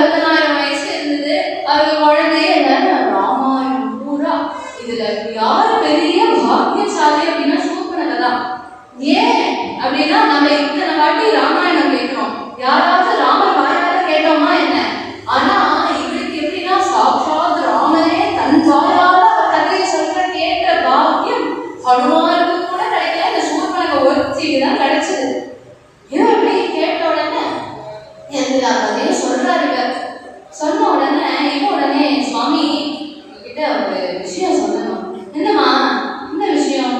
இல்ல நான் என்ன நினைக்கிறேன்னா, என்ன நினைக்கிறேன் இல்ல அது நான் வந்து என்னம்மா வந்து போய்ங்கிற அப்படி திடீர்னு வெப்பம் வந்துட்டு இப்படி கையை விசைறா, காலாலேயே தலையில கீழ அப்படின்னு இப்படி பாக்குறா. என்ன பண்றதுன்னு புரியல. அப்படி பார்த்துட்டே இல்ல எனக்கு என்ன தோணுறதுன்னா, என்ன தோணுறது இல்ல எனக்கு உங்களுக்கு கல்யாணம் பண்ணிக்கணும். என்ன கல்யாணம் பண்ணிக்கணும்னு தோணுதா? அடே முடியாதேம்மா. ஏன் ஏன் சுவாமி ஏன் அப்படி சொல்றேன்? இல்ல உள்ள ஒருத்தா பத்தியா, அவளுக்கு பேர் சீத்தைன்னு பேரு. அவள் என்னுடைய மனைவி, எனக்கு ஏற்கனவே கல்யாணம் ஆயிடுது. ஓ அப்படியா? இருந்தாலும் பரவாயில்லையே, நீங்க தான் ராஜா தானே, ராஜா எத்தனை கல்யாணம் வேணா பண்ணிக்கலாம் அப்படின்னு இருக்கு இல்லையா? அதனால உங்க அப்பாவே வந்து 3 கல்யாணம் பண்ணிட்டாரு இல்லையா? அவருக்கு 3 மனைவி உண்டு இல்லையா? அது மாதிரி என்னையும் ஒரு கல்யாணம் பண்ணிக்கோங்கள அப்படின்னா, இல்லம்மா அப்படி முடியாது, ஏன்னா நான் ஏகபக்தி விரதம் எடுத்துட்டு இருக்கேன். ஓஹோ, இருந்தாலும் சுவாமி உங்களோட டேஸ்ட் இவ்வளவு மோசமா இருக்கும்னு நான் நினைக்கிறேன். ஏமா ஏன் அப்படி சொல்றேன்? அவளை பார்த்தா சோழ விச்சானான்னு இருக்கா, கொஞ்சம் காத்து வீசிச்சுன்னா பறந்து போயிடுவா. நான் எப்படி இருக்கேன் பார்த்தேடா, எனக்கு ஆஜானு பாகுவான சரீரம், அதுல உங்களை தூக்கி நான் என் இடுப்புல வச்சுட்டேன்னா வேர்ல்டு டூர் செலவே இல்லாம உங்களை கூட்டிட்டு போயிட்டு வருவேன் அப்படின்னு உடனே ராமர் பார்த்தாரு. இல்லம்மா அது சரிப்பட்டு வராது. சரி சுவாமி நீங்க கவலைப்படாதீங்கோ, எப்படியும் நான் உங்களுக்கு அபயம் தரேன் அப்படின்றா. இது இவர் லோகத்துக்கே அபயம் தராடா, அபயம் சர்வபூதேபியோ அப்படிங்கிற பிரபுவுக்கு இவ தான் அபயம் தராடா. சுவாமி நான் உங்களுக்கு அபயம் தரேன் சுவாமி, நீங்க எனக்கு கல்யாணம் பண்ணிக்கோங்க. இல்லம்மா அது முடியாது, உனக்கு இன்னொரு ஒரு பெட்டர் சாய்ஸ் சொல்றேன். என்ன சுவாமி? அங்க பக்கத்துல ஒருத்தன் உட்காந்துருந்தாங்க, அது என்னோட தம்பி தான். அவனுக்கும் கல்யாணம் ஆயிடுது, ஆனா அவன் அவனோட மனைவியை கூட்டிட்டு வரல. நீ வேணா என்கிட்ட சொன்ன அதே ப்ரப்போசல்ல அவன்கிட்ட போய் சொல்ல அப்படின்னு உடனே என்னோடனே பார்த்தா, ஓ அவர் இன்னும் அழகா இருக்காரு, இவனாவது சில கருப்பு, அவர் இன்னும் செக்கச்சவையில வெள்ளையா இருக்காரு, அவர்கிட்ட போய் கேட்போம் அப்படின்னு அதே மாதிரி வந்து இப்படியே இப்படி குளிக்கணும் நிற்கிறா, இப்படி பார்க்கறா. இதுக்கெல்லாம் வசியக்கூடியவரா இந்த நம்ம லட்சுமணர். அவர் திரும்பியா பார்க்கலையா, திரும்பியே பார்க்கல அப்படின்னு சுவாமி என்ன இல்ல இல்ல உங்க அண்ணா, எங்க அண்ணா இல்ல உங்க அண்ணா வந்து எங்க அண்ணா வந்து என்ன உங்க அண்ணா வந்து என்ன உங்களுக்கு பொண்ணு பார்த்திருக்காரு. இல்ல இல்ல எங்க அண்ணா அப்படின்னா யாரும் எனக்கு பொண்ணு பார்க்க மாட்டாரு அப்படின்னு உடனே இல்ல இல்ல சுவாமி அவர் தான் அனுப்பி வச்சார், நீங்க வேணா கேட்டு பாருங்க, அவர் தான் அனுப்பி வச்சார் அப்படின்னு உடனே அவர் சொன்னாரா, அம்மா நான் எப்படிப்பட்டவன்னு உனக்கு தெரியுமா? நானே ஏதோ கைத்தறி மனிதர்களுடைய சேவகன், சேவகனை போய் கல்யாணம் பண்ணிக்கணும்னு ஆசைப்படியே உனக்கு கைத்தறியெல்லாம் சுத்து போட்டாலும் வராது, ஒரு காரியம் பண்ண மாட்டேன்னு உன்னை பார்த்தாலே தெரியுது. அதனால நீ ஏமா தேவையில்லாம என்கிட்ட வம்புக்கு வர, நீ போய் எங்க அண்ணாவே கேளு, அவரே அக்செப்ட் பண்ணிப்பாங்க ப்ரொபோசலை. உடனே இப்படி குடுக்குறது மறுபடியும் ஓடி வந்தார் ராமன் கிட்ட. இதை வால்மீகி பகவான் பார்த்துட்டே இருந்த உடனே சரி நம்ம ஏதாவது 1-2 பொருத்தமாக ராமருக்கும் சூர்பனகைக்கும் இருக்கான்னு பார்ப்போம். ராமையும் சீதையும் சொல்லும் பொழுது இவர் மலமாரி இருந்தார், அவர் அவட பொடிமாரி இருந்தார் அப்படின்னு எல்லாம் வருணிச்சோம் இல்லையா? இவருக்கும் அவனுக்கும் ஏதாவது 1-2 சேரத்தா அப்படின்னு பார்ப்போமே அப்படின்னு ஏதோ மேட்ரிமோனியல் சர்வீஸ் போல இவர் பார்க்கிறார். சுமுகம் துர்முகி ராமம் விருத்தமத்யம் மகோதரி விஷாலாட்சம் ரூபாட்சி சுகே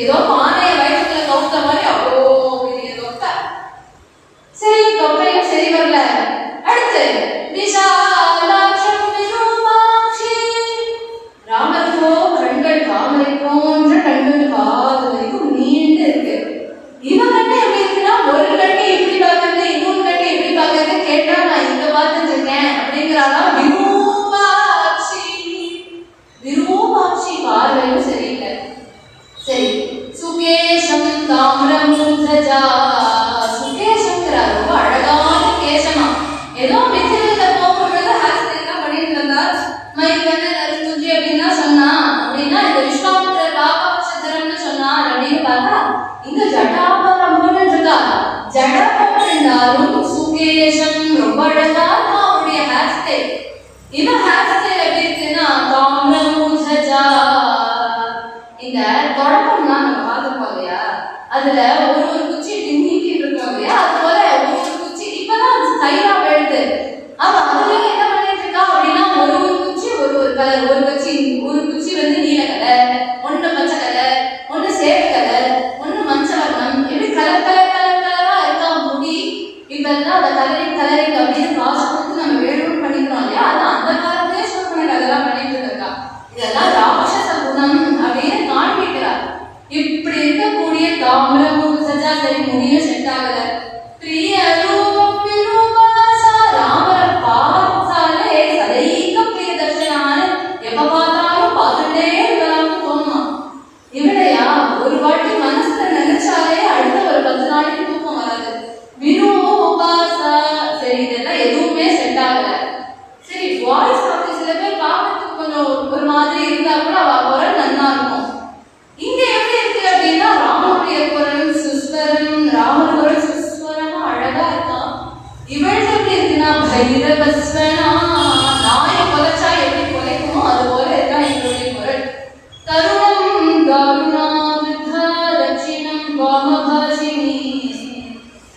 இவரோ பார்க்கறதுக்கு சின்ன பையன் போல இளமையா இருக்கா. இவளுக்கு ராமரோட வயசு கம்மிதான், ஆனா கிழமை மாதிரி இருக்காளாம். இப்படி இருக்கா சூப்பராக, இப்படி இருக்கா ராமன். இவளுக்கு எப்படி கல்யாணம் நடக்கும் அப்படின்னு பாக்குறாரு வால்மீகி பகவான். இவ இங்கேயும் அங்கேயும் போயிட்டு வந்துட்டே இருக்கா.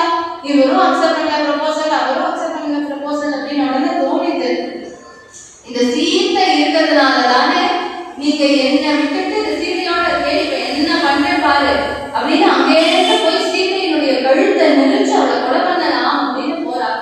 இவரோ தியானத்தை உட்கார்ந்துட்டு இருக்காரு. ராமர் அவங்க எப்படி பார்த்தா லட்சணா இது என்னடா இது இதோட பம்பு பண்ணிட்டு இதுக்காக இப்ப என்ன பண்றதுன்னு என்ன இதை பாக்குறேன் அப்படின்னா, லக்ஷ்மணருக்கு கோபம்ங்கிறது எப்போ வரும் அப்படின்னா ராமரையோ சீதா பிராட்டியோ யாருக்கும் ஹிம்சை பண்ணாதான் கோபம் வரும். மற்றபடி அவர் சாதாரணமா இருக்கும்போது என்னைக்காவது யாரையாவது ஓட்ட பரவாயில்ல தெரிஞ்சிருக்காரு அப்படின்னு எங்கேயாவது இருக்கா என்ன, அவருக்கு அவர் பிரபு கஷ்டப்படக்கூடாது அப்படிங்கிறது மனசுல இருந்தான்.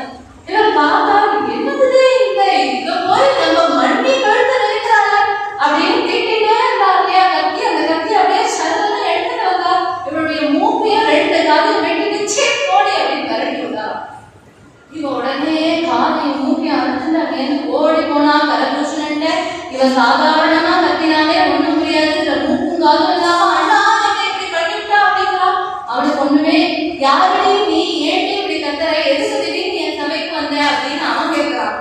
அவன் சொல்றான், நான் தான் உன் தங்க சூர்பனக, வரு முக்கியம் பாதி அறுத்தான், நீ என்ன பண்ண, அது ரொம்ப முக்கியமா. இப்போ அந்த 2 மனுஷன் இருந்தா அவளோட முதல் அவளை முடி.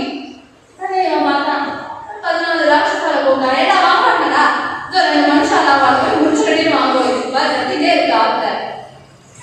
14 பேர் தான் ராமருக்கு ஒரு ஆளா என்ன 14 பேர் 10 செகண்ட்ல முடிச்சு 14 பேர் போயாச்சு. ஓஹோ ரொம்ப சாமர்த்தியசாலி போல இருக்கு. 14,000 ராட்சசால 14,000 பேர் போராடா. அத்தனை பேரையும் ராமர் 1/2 மணி நேரத்துல தான் ஒருத்தரே போய் ஏகஷ்ட ராமோ தர்மாத்மா அப்படின்னு சொல்றா. ஒருத்தரே லட்சணம் கூட கூப்பிட்டுக்கலையா, தான் மட்டும் போனார், போய் யுத்தம் பண்ணி அத்தனை பேரையும் சமாப்தி பண்ணி முடிச்சுட்டு வந்தார். சீதா பிராட்டி அங்கேருந்து வந்து ஆலிங்கனம் பண்ணிட்டா. உடனே பார்த்தா என்னடா இது இவ்வளவு போயிட்டா அப்படின்னு உடனே அந்த கரதூஷணாலே கிளம்பி வரா. அவ வந்து அவ யுத்தம் பண்ணா அந்த யுத்தத்திலையும் அவ 2 பேரும் போயாச்சு. இதுல அகம்பலன் அப்படின்னு ஒரே ஒரு ராட்சசன் அவன் என்ன பண்ணா, நம்ம இவங்கிருந்து தப்பிக்க முடியாது அப்படின்னு அங்க யாரோ பாவம் ஒரு மாமி ஏதோ ஒரு புடவைய உணர்த்தி வச்சிருந்தா. அவளுக்கு எங்கேருந்தோ ஒரு வஸ்திரத்தை எடுத்துட்டா, ஒரு பொன்னாடி மாதிரி ஒரு புடவைய சுத்திட்டு இப்படி தலையை மூடிட்டு எடுத்தா போட்டோம். ஏன்னா அவனுக்கு தெரியும் ராமர் வந்து ஸ்திரீகளை ஒன்றும் பண்ண மாட்டார் அப்படின்னு. அதனால ஸ்திரீ வேஷம் போட்டுட்டு அங்கேயிருந்து ஓடி போய் லங்கையில குதிச்சா ராவணன் முன்னாடி. ராவணனை பார்த்து சொல்றான், இது போல ஜனஸ்தானமே நிர்மூலமாயிட்டு, கரதூஷணால் எல்லாரும் டிக்கெட் வாங்கியாச்சு, ஒருத்தரும் இப்ப குழைக்கல. அதனால நீ பேசாம என்ன பண்ற அப்படின்னா, அந்த ராம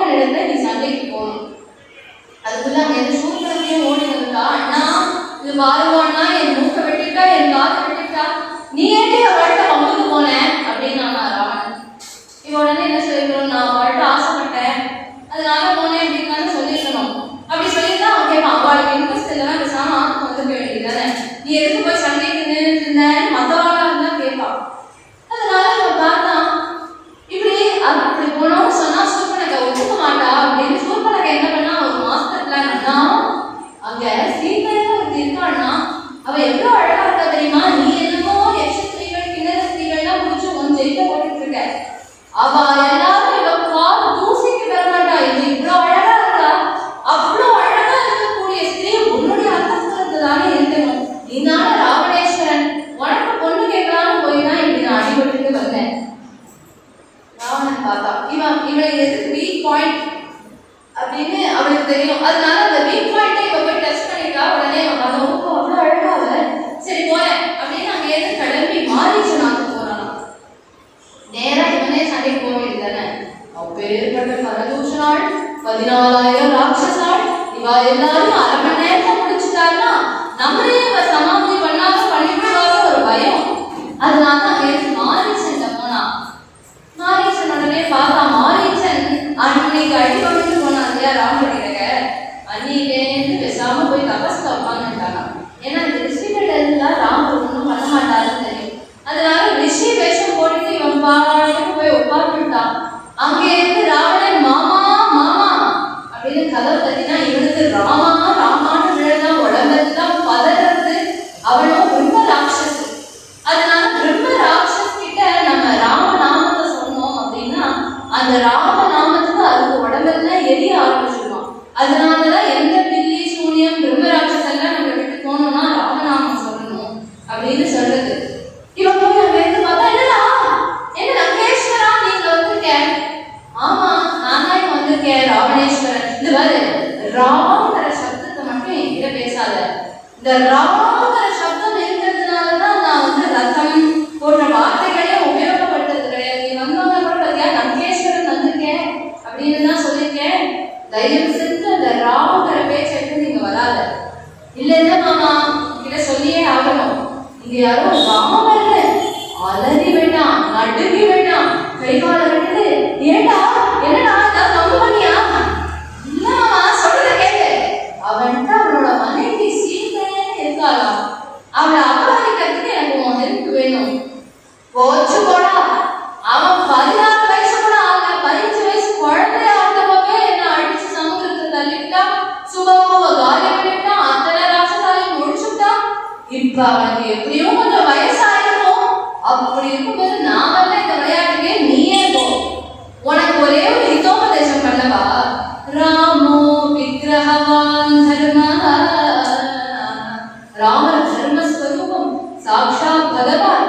அவர்கிட்டே உன்னை காப்பாற்ற முடியாதுன்னா நீ அவனுக்கு அபச்சாரம் பண்ணாத, பேசாம நந்தியோட ஓடி போய் நீ சத்தியமா இருந்துடும். ராவணன் உடனே பார்த்தா, மாமா இப்ப நீ போறியா? இல்ல ஒண்ணு நீ போலன்னா உன் பிராணனை நான் முரட்டுவேன் அப்படின்னு உடனே இவன் பார்த்தா, எப்படியும் பிராணன் போகுது அப்படிங்கிறது முடிவாயிடுது. போனா ராமர் கையால, போகலன்னா இவன் கையால. அதுக்கு பேசாம அட்லீஸ்ட் ராமர் கையால போனாலாவது மோட்சம் கிடைக்கிறதுக்கு ஏதாவது வாய்ப்பு உண்டு அப்படின்னு. சரிப்பா நான் என்ன பண்ணணும் அப்படின்னு உடனே, நீ ஒரு மாலை போல வேஷம் போட்டுட்டு போ அப்படிங்கிற அந்த ராவணன். உடனே இவனும் அங்கே இருந்து ரத்தமயமான ஒரு தங்க மாலை போல ஒரு ரூபம் எடுத்து அங்க துள்ளி போடுறான். சீதா பிராட்டியை பார்த்து, ஆரியபுத்ரா பிரபோ இங்க வாங்கோல சீக்கிரம் வாங்கச்சே, இங்க வந்து இந்த மானை பாருங்க எவ்வளோ அழகா இருக்கு பாருங்க இந்த மானை. நம்ம கௌசல்யா அம்மாவுக்கு பிரசன்டேஷனா இந்த மானை எடுத்துட்டு போவோம், நீங்க இந்த மானை எனக்காக பிடிச்சு தரீங்களா? லக்ஷ்மணர் உடனே பார்த்தார், அண்ணா மணி அழிச்சுட்டு உள்ள போங்கோ, நீங்க தானே இந்த லோகத்துக்கே ஜெகநாதன் சர்வலோகேஸ்வரன். இது போன்ற ஒரு படைப்பு உங்களுடைய படைப்புல இல்ல அப்படின்னு உங்களுக்கு தெரியாதா? இது ஏதோ ஒரு மாய, யாரோ ஒரு ராட்சசன் வந்திருக்கான்.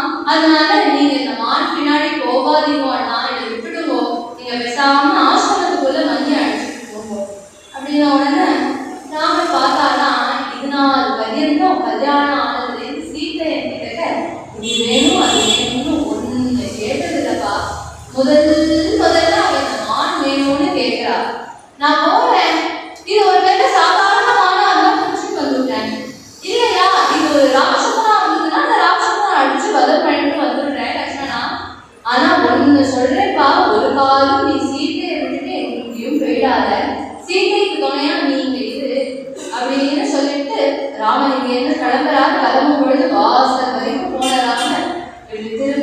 சீதா பிராட்டியை பார்த்து ஒரு மந்தஹாசம் பண்ணாரா. எதுக்காக அப்படின்னா இன்னொரு 10 மாசம் இந்த மந்தஹாசம் தான் அவன் மனசுல இருக்க போகுது அப்படிங்கிறதுனால அவன் திரும்பி ஒரு கட்டாட்சம் பண்ணி மந்தஹாசம் பண்ணி ஓடு ஓடு ஓடு ஓடுன்னு அந்த மானை துரத்திட்டு ஓடுறா. அந்த மானும் ரொம்ப தூரம் ராமரை அழைச்சிட்டு போயிருக்காங்க.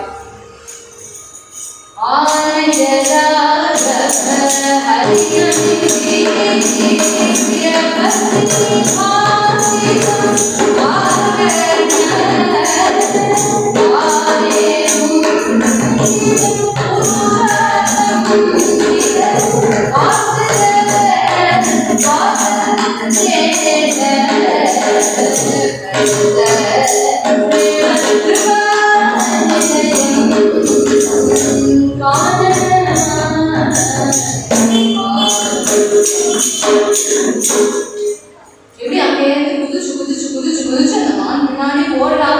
ஓட ஓட ஓட ஓட அந்த மான் போயிட்டே இருக்கு அப்படின்னு உடனே பட்டுல ஒரு பானம் எடுத்தாரு. அந்த மான் மேல போட்டா அந்த மான் பட்டுன்னு மறைச்சு இந்த மாரீச்ச ரூபம் வெளியில வந்தது. மாரீச்சனும் ஹா லக்ஷ்மணா ஹா சீதே அப்படின்னு ராமர் குரல சப்தத்தை கொடுத்து கீழே விழுந்தான். இவனுக்கு என்னதான் ராமர் இடத்துல பயம் இருந்தாலும் கூட கடைசியில காரியத்தை என்னமோ ராவணனுக்காக சாதிச்சு கொடுக்குறான். உடனே சீதை இதை கேட்டு பதறி போயிட்டா. லக்ஷ்மணனே, உங்க அண்ணா ஏதோ பெரிய ஆபத்துல இருக்காரு, நீங்க உடனே கிளம்பி போ. மன்னி, நீங்க இந்த அண்ணாவோட குரல் தான் அப்படின்னு நினைக்கிறீங்களா? எப்பேற்பட்டவர் எங்க அண்ணா, லோகத்துல இருக்கக்கூடிய எல்லா தேவர்கள் எல்லா ராட்சசர்கள் எல்லாரும் சேர்ந்துட்டு வந்து அண்ணாவுக்கு எதிராக நின்னா கூட அண்ணாவை ஜெயிக்கிறதுக்கு ஒருத்தர் உண்டா என்ன?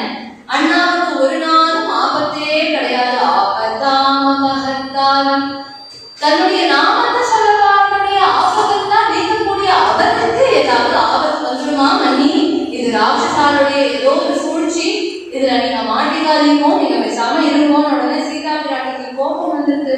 கொஞ்சம் கண்ணா பின்னான்னு திருப்பிட்டா, நீயும் பரதன் எல்லாரும் ஒரே கட்சி தான், எல்லாரும் உங்க அண்ணாவை ஒழிச்சு கட்டணும்னு முடிவு பண்ணேன் அப்படின்னு எல்லாம் பேசின உடனே லக்ஷ்மணன் காதை குத்திட்டாராம். மன்னி, என்ன போய் இப்படி சொல்றேன், என்னைக்காவது நான் அண்ணாவுக்கு கெடுதல் நினைச்சிருக்கேனா?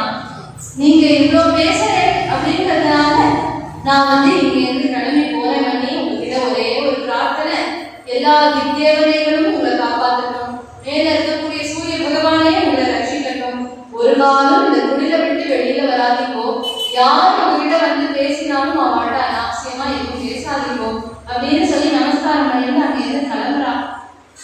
இந்த ராவணனுக்கு என்னன்னா, ராவணனுக்கும் பயம், லக்ஷ்மணனுக்கும் பயம், சீதைக்கும் பயம். அதனால ராவண ஸ்வரூபத்தை மறைச்சிட்டு ஒரு பெரிய ரிஷி போல ஒரு பிக்ஷு ரூபம் எடுத்துட்டு அங்க இருந்து வந்தான். சீதா பிராட்டிட்ட ஏதோ பேசிட்டே பேசி பேசி பேசி பேசி நான் கிட்ட வந்து, நான் யார் தெரியுமா, பேர்பட்ட லங்காதிபதி ராவணேஸ்வரன் அப்படின்னு உடனே இவன் பார்த்தா, இப்படி மாட்டிட்டோமே, இந்த ராவணன் வந்துட்டானே அப்படின்னு பயப்படுவாங்க. என்ன 10 டிஸ்டன்ஸ்ல இருக்கா ராமர். அதனால ராவணா, நீ என்ன பெருசா தம்மம் தட்டிக்கிற, நீ எவ்வளவு கேவலமான காரியத்தை பண்ணிட்டு இங்க வந்து நிக்கிற, எங்க ஆத்மாரையும் வெளில அனுப்பிட்ட, லக்ஷ்மண சுவாமியும் அனுப்பிட்ட, என்னிடத்தையும் பயனே உனக்கு பயம் ஒரு விக்ஷு ரூபத்துல வந்திருக்கே, உனக்கு உன்னுடைய பெருமை இவ்வளவுதானா?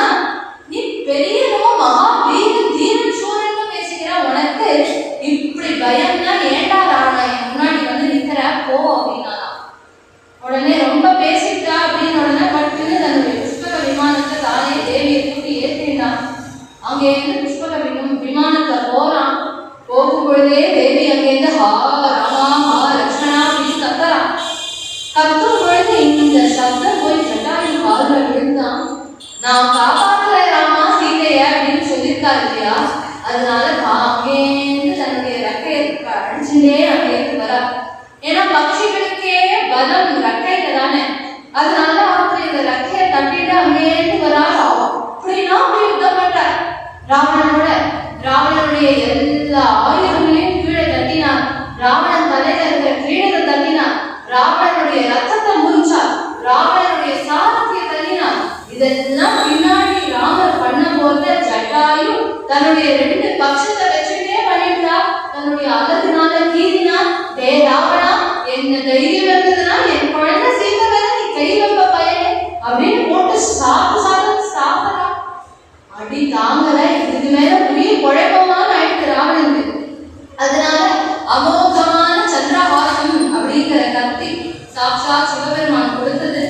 அந்த கத்தியை எடுத்தான், பட்டுன்னு 2 பக்ஷத்தையும் வெட்டினான்.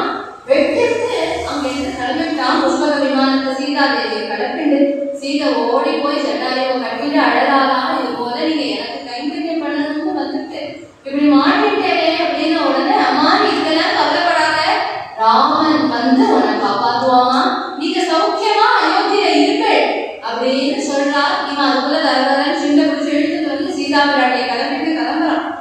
போகும்பொழுதே அங்க ஒரு மலை மேல சில வானரர்கள் போறது தெரியறது. பட்டுன்னு தன்னுடைய தலைப்பை கிழிச்சா அதுல தன்னுடைய ஆபரணங்கள் எல்லாம் எது அனசூயாதேவி கொடுத்தாலும் அது எல்லாத்தையும் தன்னுடைய தலைப்புல முடிஞ்சு அந்த வானரால் மேல தூக்கி எரிஞ்சா. இவன் கொண்டே போயிட்டான், அசோகவனத்தை கொண்டு சிறை வச்சுட்டான். ராமரத்துல இவன் என்னடா அது திடீர்னு நம்ம குரல்ல வந்து இது சப்தம் கொடுத்துருக்கானே, ஏதோ ஆபத்து நடக்க போகுது அப்படின்னு அங்கே ஓடி வந்தா அங்கே இருந்து லட்சுமணர் வந்து பாத்துட்டாரு. ஏப்பா லட்சுமணா, உன்னை நான் விட்டுட்டு வராதேன்னு தானே சொன்னேன், நீ ஏன் வந்த அப்படின்னு உடனே மண்டி பேசிட்டான்னா. ஸ்ரீகள் அப்படிதான்ப்பா இருப்பா, அவ எமோஷனல் ஆயிட்டா, அவ என்ன பேசுறான்னு அவளுக்கே தெரியாது, நீ தானே அந்த இடத்துல நிகாவா இருக்கணும், சரி வா நம்ம சீதையை போய் பார்ப்போம் அப்படின்னு அங்கே இருந்து ஓடி லட்சுமணர் கையை பிடிச்சிட்டு வந்து பார்த்தா ஆசிரமே சூன்யமா இருக்கு. சீதா பிராட்டி பண்ணிட்டு இருந்த காரியம்லாம் பாதியிலே நிக்கிறது தெரியாது. அங்க ஓடுறா, இங்க ஓடுறா, சீதே சீதே சீதேன்னு கதறா. எங்க போய் யார்கிட்டன்னு கேட்பாரு. அங்கே ஓடி போறாரு. ஒரு மரம் இருக்கு. அசோக மரமே, எனக்கு நீ இவ்வளவு சோகத்தை தர? கதம்ப மரமே, நீ என்னுடைய காதலியான சீதையை பார்த்தியா? அர்ஜுன மரமே, நீ என்னுடைய கண்ணான சீதையை பார்த்தையா? விபமரமே, நீ மைத்திரியை பார்த்தியா? அப்படின்னு ஒவ்வொரு மரத்தையா போய் கட்டிட்டு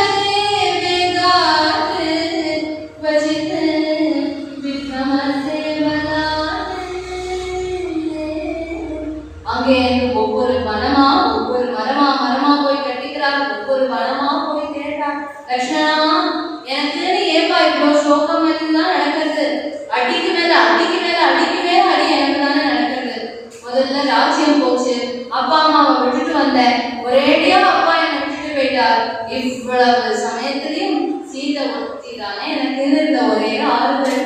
அதுவும் இப்ப போயிட்டு சீதையை தொலைச்சுட்டேனே, நான் இப்ப எப்படி அயோத்திக்கு போவேன்? நான் பேசாம பிராணனை விட்டுட்டேன். லட்சுமணா, நீ சௌக்கியமா போய் அயோத்தியில இரு அப்படிங்கிறார். புலம்புறார், கதறார், கோபம் வருது. திடீர்னு அங்க இருக்கக்கூடிய தேவதைகள் எல்லாம் வந்து, சூரிய பகவானே நீங்க என்ன சொல்ல மாட்டேங்களா எங்க இருக்கா சீதைன்னு?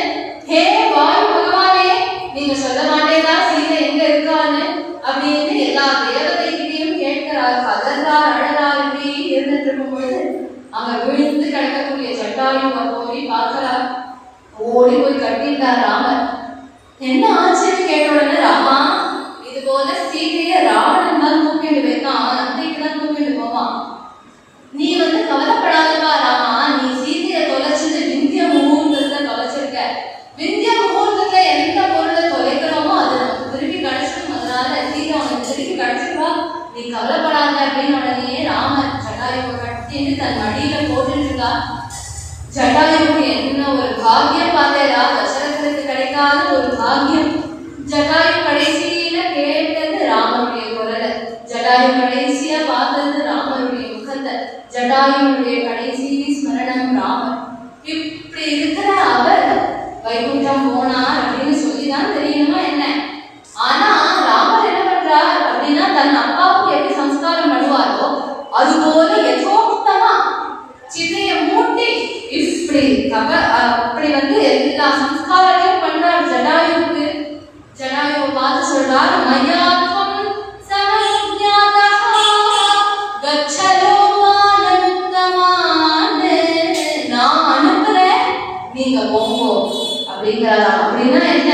வைகுண்டம் அப்படிங்கிறது என்னுடைய சொத்து, அதை நான் உங்களுக்கு தரேன் அப்படின்னு கழுகு கொங்கடன் செய்த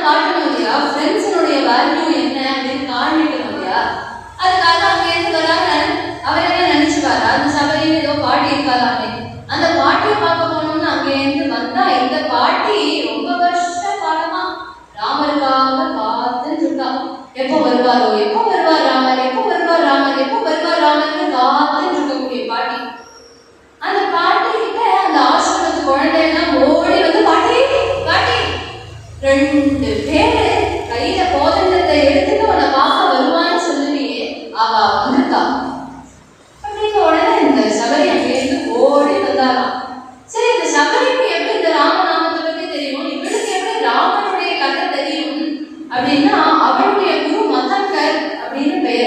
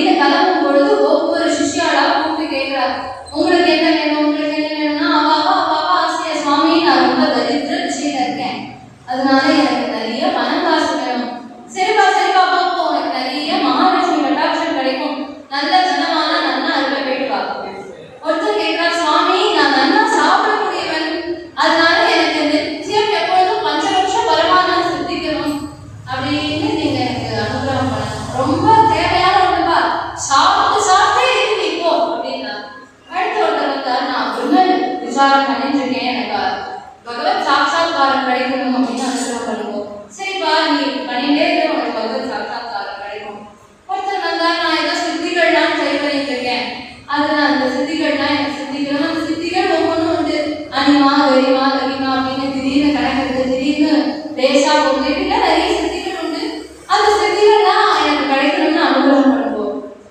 சரிப்பா, உனக்கு அன்னிமா கரிமா என்ன லகிமா உப்புமா கூட கிடைக்க போயிட்டு வா அப்படின்னா எல்லாருக்கும் எல்லாம் கொடுத்ததுக்கு அப்புறம் கடைசியா சபரியை கூப்பிட்டார். அம்மா சபரி, உனக்கு என்ன வேணும்? குருநாதா, இது ஒரு ஜட்டம், இது ஒரு நாய், இதுக்கு என்ன வேணும் என்ன வேண்டாம் அப்படின்னு எல்லாம் தெரியாது. நீங்களா என்ன எனக்கு கொடுக்குறேன், அதை நான் வாங்கிக்கிறேன். எனக்கு என்ன கொடுத்தா நல்லதுன்னு உங்களுக்கு தான் தெரியும். இதுக்காக காத்துட்டு இருந்தாதான் மத்தங்க. ஏன்னா கையில ஒரு ரத்னத்தை வச்சுருக்கா, அந்த ரத்னத்தை கொடுக்கணும்னு காத்துட்டு இருக்கும்பொழுது இவ இப்படி சொன்ன உடனே ராமநாமத்தை உபதேசம் பண்றாரு. இந்த ராமநாமத்தை சொல்லிட்டே இருமா. சரி, இதை சொல்லிட்டே இருந்தா இது அர்த்தம் என்ன, இது எதுக்கு சொல்லணும்? அர்த்தமா, இது நீ சொல்ற இல்லையா, சொல்ல சொல்ல சொல்ல சொல்ல இதனுடைய அர்த்தம் உன்னை தேடிட்டு வரும் அப்படின்னு சொன்னா. சொன்ன உடனே இவனும் அன்றைய தினத்திலே ராமநாம ஸ்ரத்தையா சொல்லுவா. தன் பக்திக்கு ராமர் வருவார் அப்படிங்கிற எண்ணம் கிடையாது. குருநாதர் சொல்லியிருக்கார், குருவுக்காகவே ராமர் வந்தாகணும் அப்படின்னு மனசுல நினைச்சிட்டு இவ ராமநாமத்தை எப்பொழுதும் ஸ்ரத்தையா சொல்லிட்டே இருப்பா. அப்படி சொல்லிட்டே இருக்கும் பொழுது இன்னைக்கு சாட்சாத் ராமரே ஆத்து வாசல்ல வந்து நிற்கிறாருன்னு உடனே அவர் அங்கே உள்ள அழைச்சிட்டு போறா. லட்சுமண சுவாமியும் உள்ள அழைச்சிட்டு போய்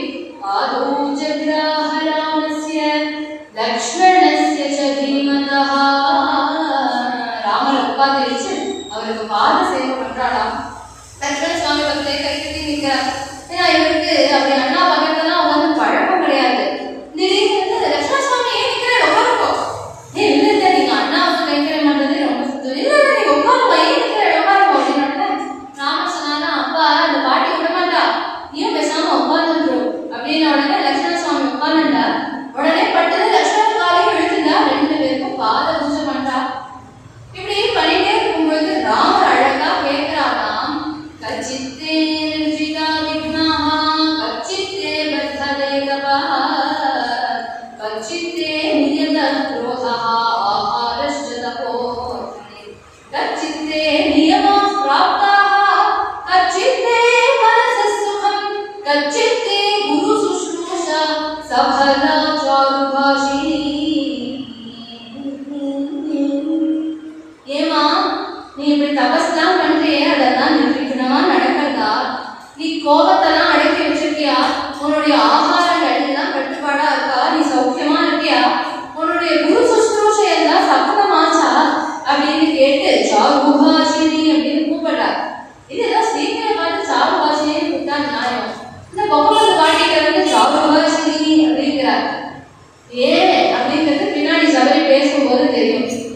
இவர் கேட்கிறார் இல்லையா, நாமளா தான் சொல்லுவோம், ஏதோ தபஸ்ல சித்தி ஆயிட்டுன்னு நினைக்கிறாராமா, ஏதோ நானும் பண்ணிட்டு இருக்கேன், நீ சித்தகிருப்ப பண்ணேன்னா நானும் ஏதோ படிச்சுப்பேன் அப்படின்னு தானே சொல்லுவோம். அப்படி சொன்னா ராம சைஃபமா போட்டுருவாருன்னு அவருக்கு தெரியும். அவ சொல்றா, அத்தியபராதா தபஸ்தி தவ சந்தர்ஷனாமயா.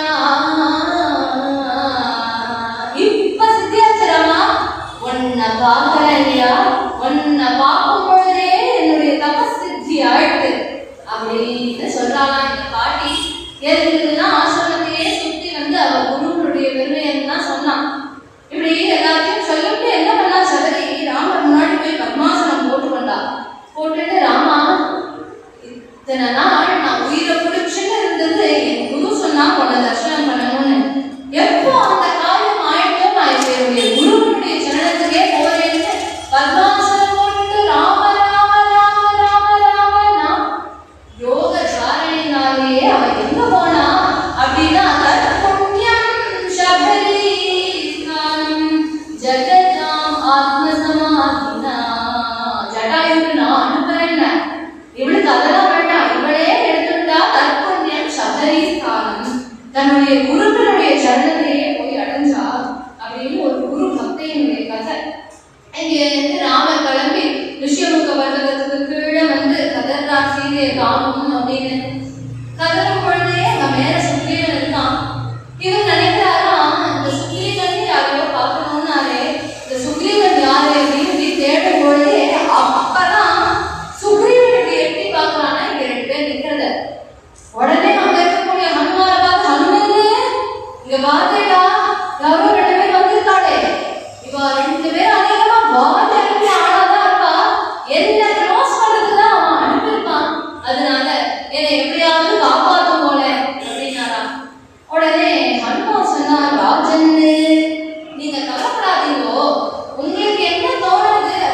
இவ வாலி அனுப்பிச்ச ஆளுன்னு நீங்க நினைக்கிறேன்.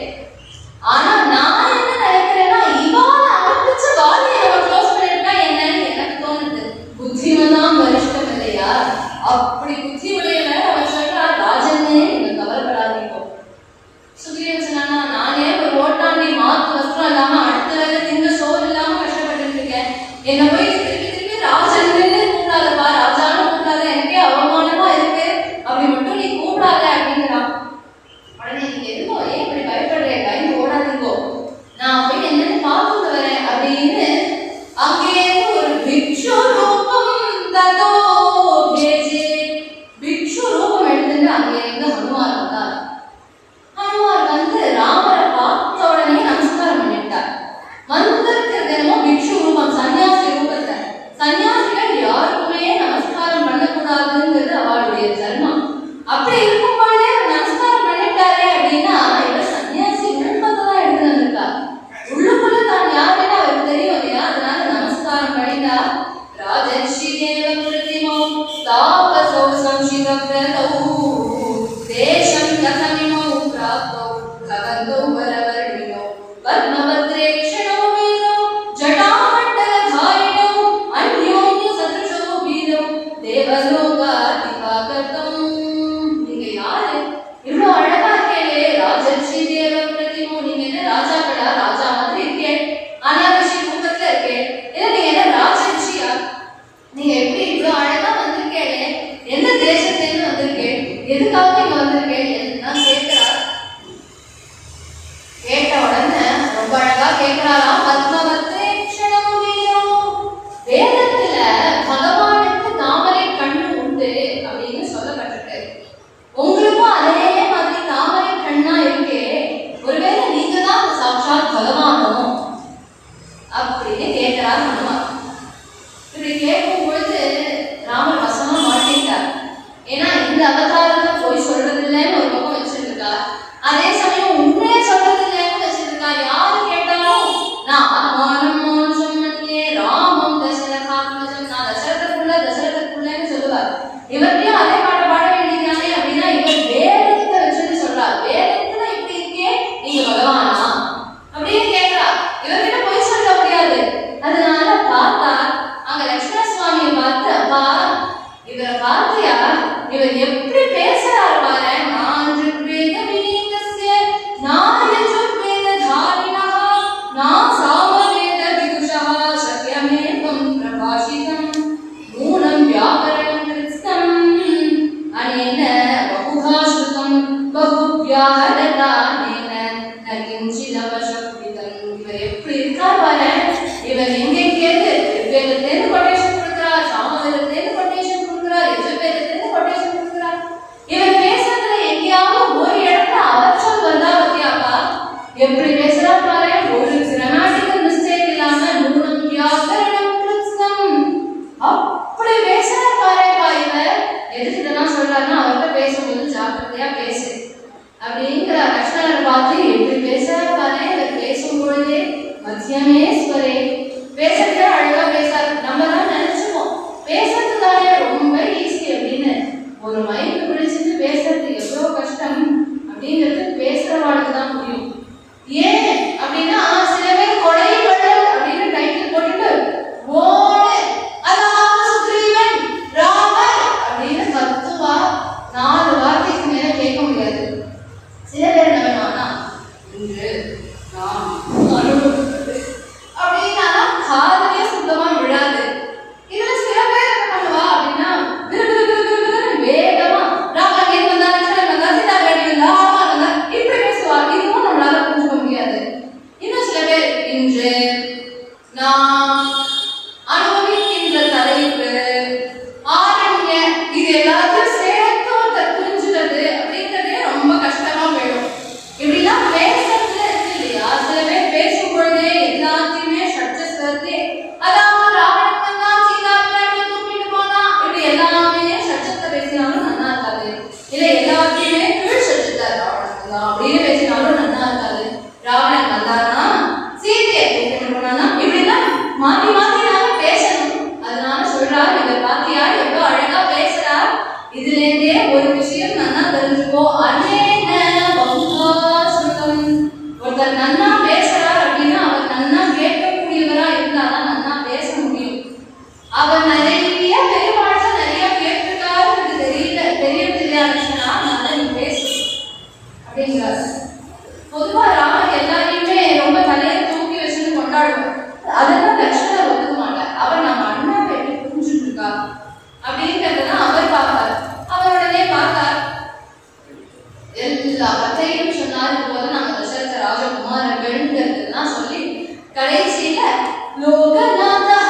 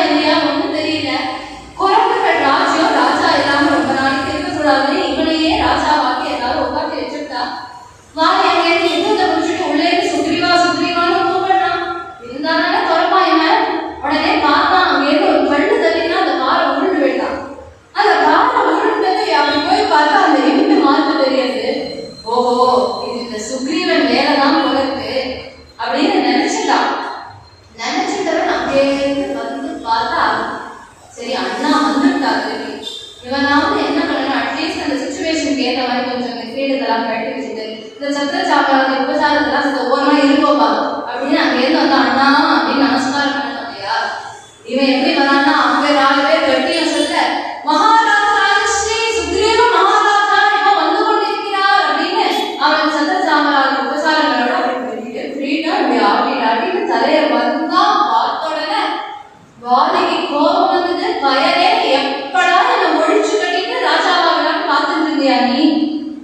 போட்டு அடி அடி அடி அப்படின்னு அடிச்சான்.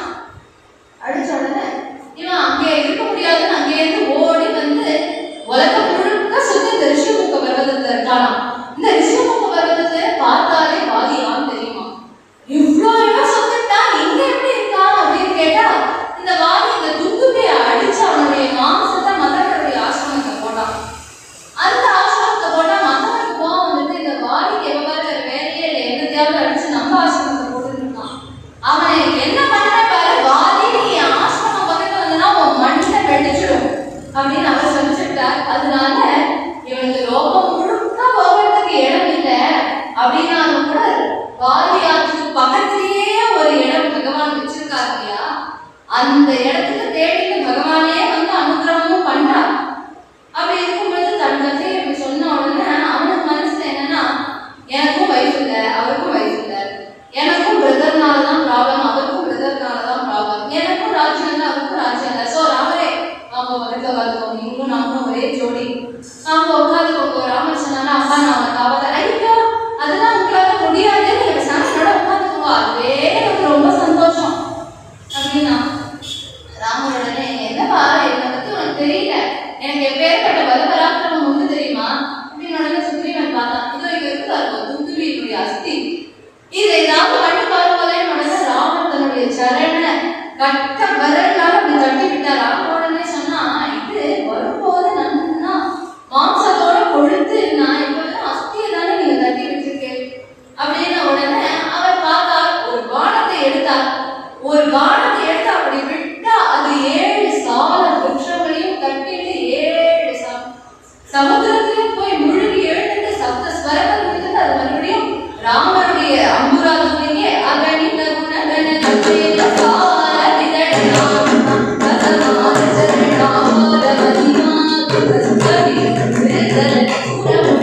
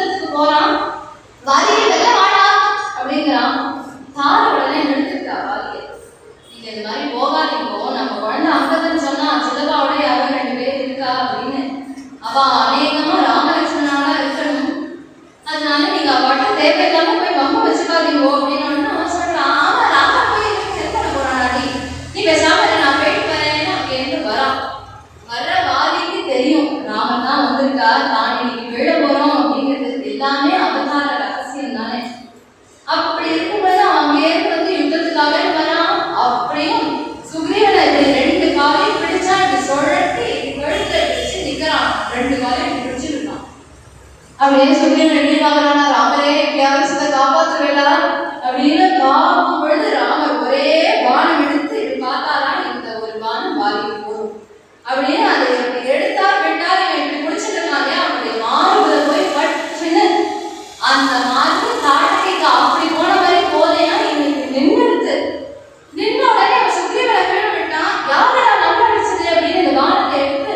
ராம அப்படின்னு படிச்சா அந்த நாமம் மூன்மை சார்வதற்கெல்லாம் மூலமந்திரத்தை மற்றும் தம்மையில் தமக்கு நல்கும் தனி பெரும் பதத்தை தானே இன்மையே எழுமை நோய்க்கும் மருந்துமாம் இராமாயணம் செவ்வை சேர்நாமம் கண்களுக்கு கண்ணா. அந்த ராம நாமத்தை பார்த்து ராமா அப்படின்னு கூப்பிட்டான். பிரபு இப்படி அடிச்சு போனவர் இவன் கூப்பிட்டான் இல்லையா, நாமத்தை கூப்பிட்டா நாமி வரணும். அதனால ராமர் அங்கேயிருந்து வந்து நிக்கிறார். இவன் திட்டுவான்னு தெரியும், இருந்தும் வந்து நிக்கிறார். நிற்கும் பொழுதே இவன் கேட்கிறான், நீங்க ஏன் என்னை இப்படி அடிச்சு? நான் உங்க ராஜ்யத்துக்கு உட்பட்டவனும் கிடையாது. நாங்களும் குரங்குகள், எங்களுக்கு யார் இவாளோட தான் இருக்கணும் அப்படிங்கிற எந்த விதி நிஷேதமும் கிடையாது. அதனால நீங்க எதுக்காக என்ன அடிச்சு அப்படின்னு வாலி கேட்கிறான். அதுக்கு பதில் ராமர் சொல்றார், அப்பா நான் உன்னை அடிச்சேன் இது என் ராஜ்யம் இல்லைன்னு சொல்லாத. எங்க அப்பாவுக்கு 10 திசைக்கும் ரத்தம் போகும். அதனால இக்ஷ்வாகு குலத்தை சேர்ந்தவாளுக்கு எல்லாமே அவ ராஜ்யம்னா, அதனால நீ என் ராஜ்யத்துக்கு தான் உட்பட்டிருக்க. மேலும் என்ன அப்படின்னா, ஒரு சாதாரண குரங்கு அடிச்சோன்னு வச்சுக்கோங்க, அந்த குரங்கு எடுத்து ஏன் நீ என்ன அடிச்ச அப்படின்னு இப்படி கேட்காது. எப்போ நீ இவ்வளவு தெளிவா கேட்கறையோ அப்போ அந்த தர்மம் அதர்மம் அப்படிங்கிற விதி நிஷேதங்கள்லாம் உண்டுப்பா. நீ எவ்வளவு பெரிய பச்சை துரோகம் பண்ணிருக்க, உன் தம்பியோட மனைவியை உன்னோட சேர்த்து வச்சிருக்க அப்படின்னு தப்ப சுட்டி காமிச்சுட்டார். உடனே ரொம்ப வருத்தப்பட்டான். உடனே அங்கிருந்து தாரா ஓடி வந்து அழகா, எப்பேற்பட்ட வாலி நீங்க, உங்களை அடிக்கிறதுக்கு ஒரு மனுஷனா அப்படின்னு திருப்பி ராமரை பார்த்தா ராமர் சங்கு சக்கர கதை பத்மத்தோட தர்சனம் கொடுக்கிறார் வாலியுடைய மனைவியான தாரைக்கு. அங்கிருந்து அங்கதன் ஓடி வந்து அழுதான்.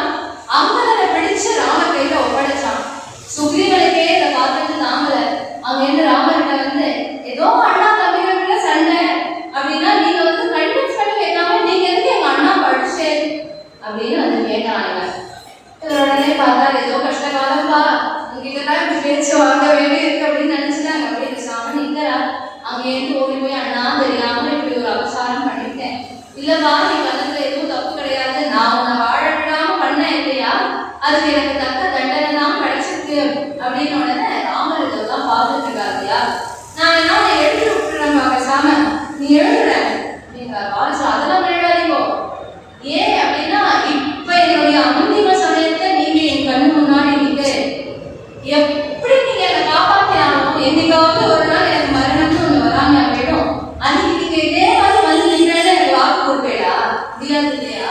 அதனால நான் உங்களை எப்படி தர்ஷனம் பண்ணிட்டே என் பிராணனை விடுறேன் அப்படின்னு தன்னுடைய கழுத்துல இருந்த மாலையை சுக்ரீவனுக்கு போட்டா.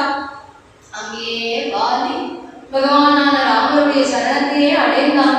அதுக்குள்ள லட்சுமண சுவாமி அங்கேன்னு அனுப்பி போய் சுக்ரீவனுக்கு பட்டாபிஷேகம் பண்ணி வைப்பா அப்படின்னா, எல்லாம் பட்டாபிஷேகம்லாம் பண்ணிட்டு ராஜாவா மறுபடியும் வீடுகள்லாம் வச்சுட்டு ராமன் முன்னாடி வந்து நிற்கிறான்.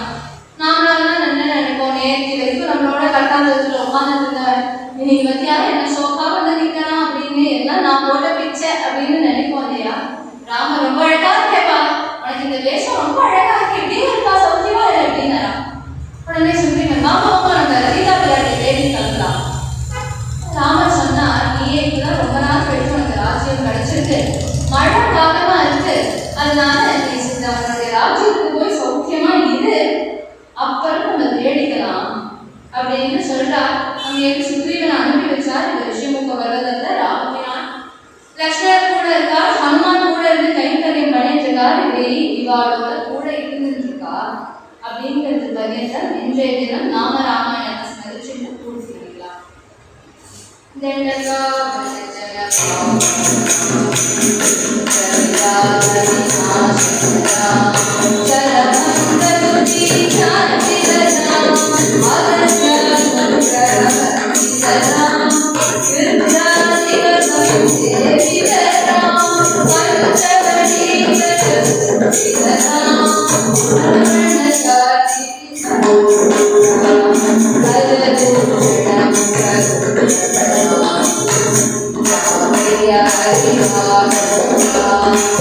Hare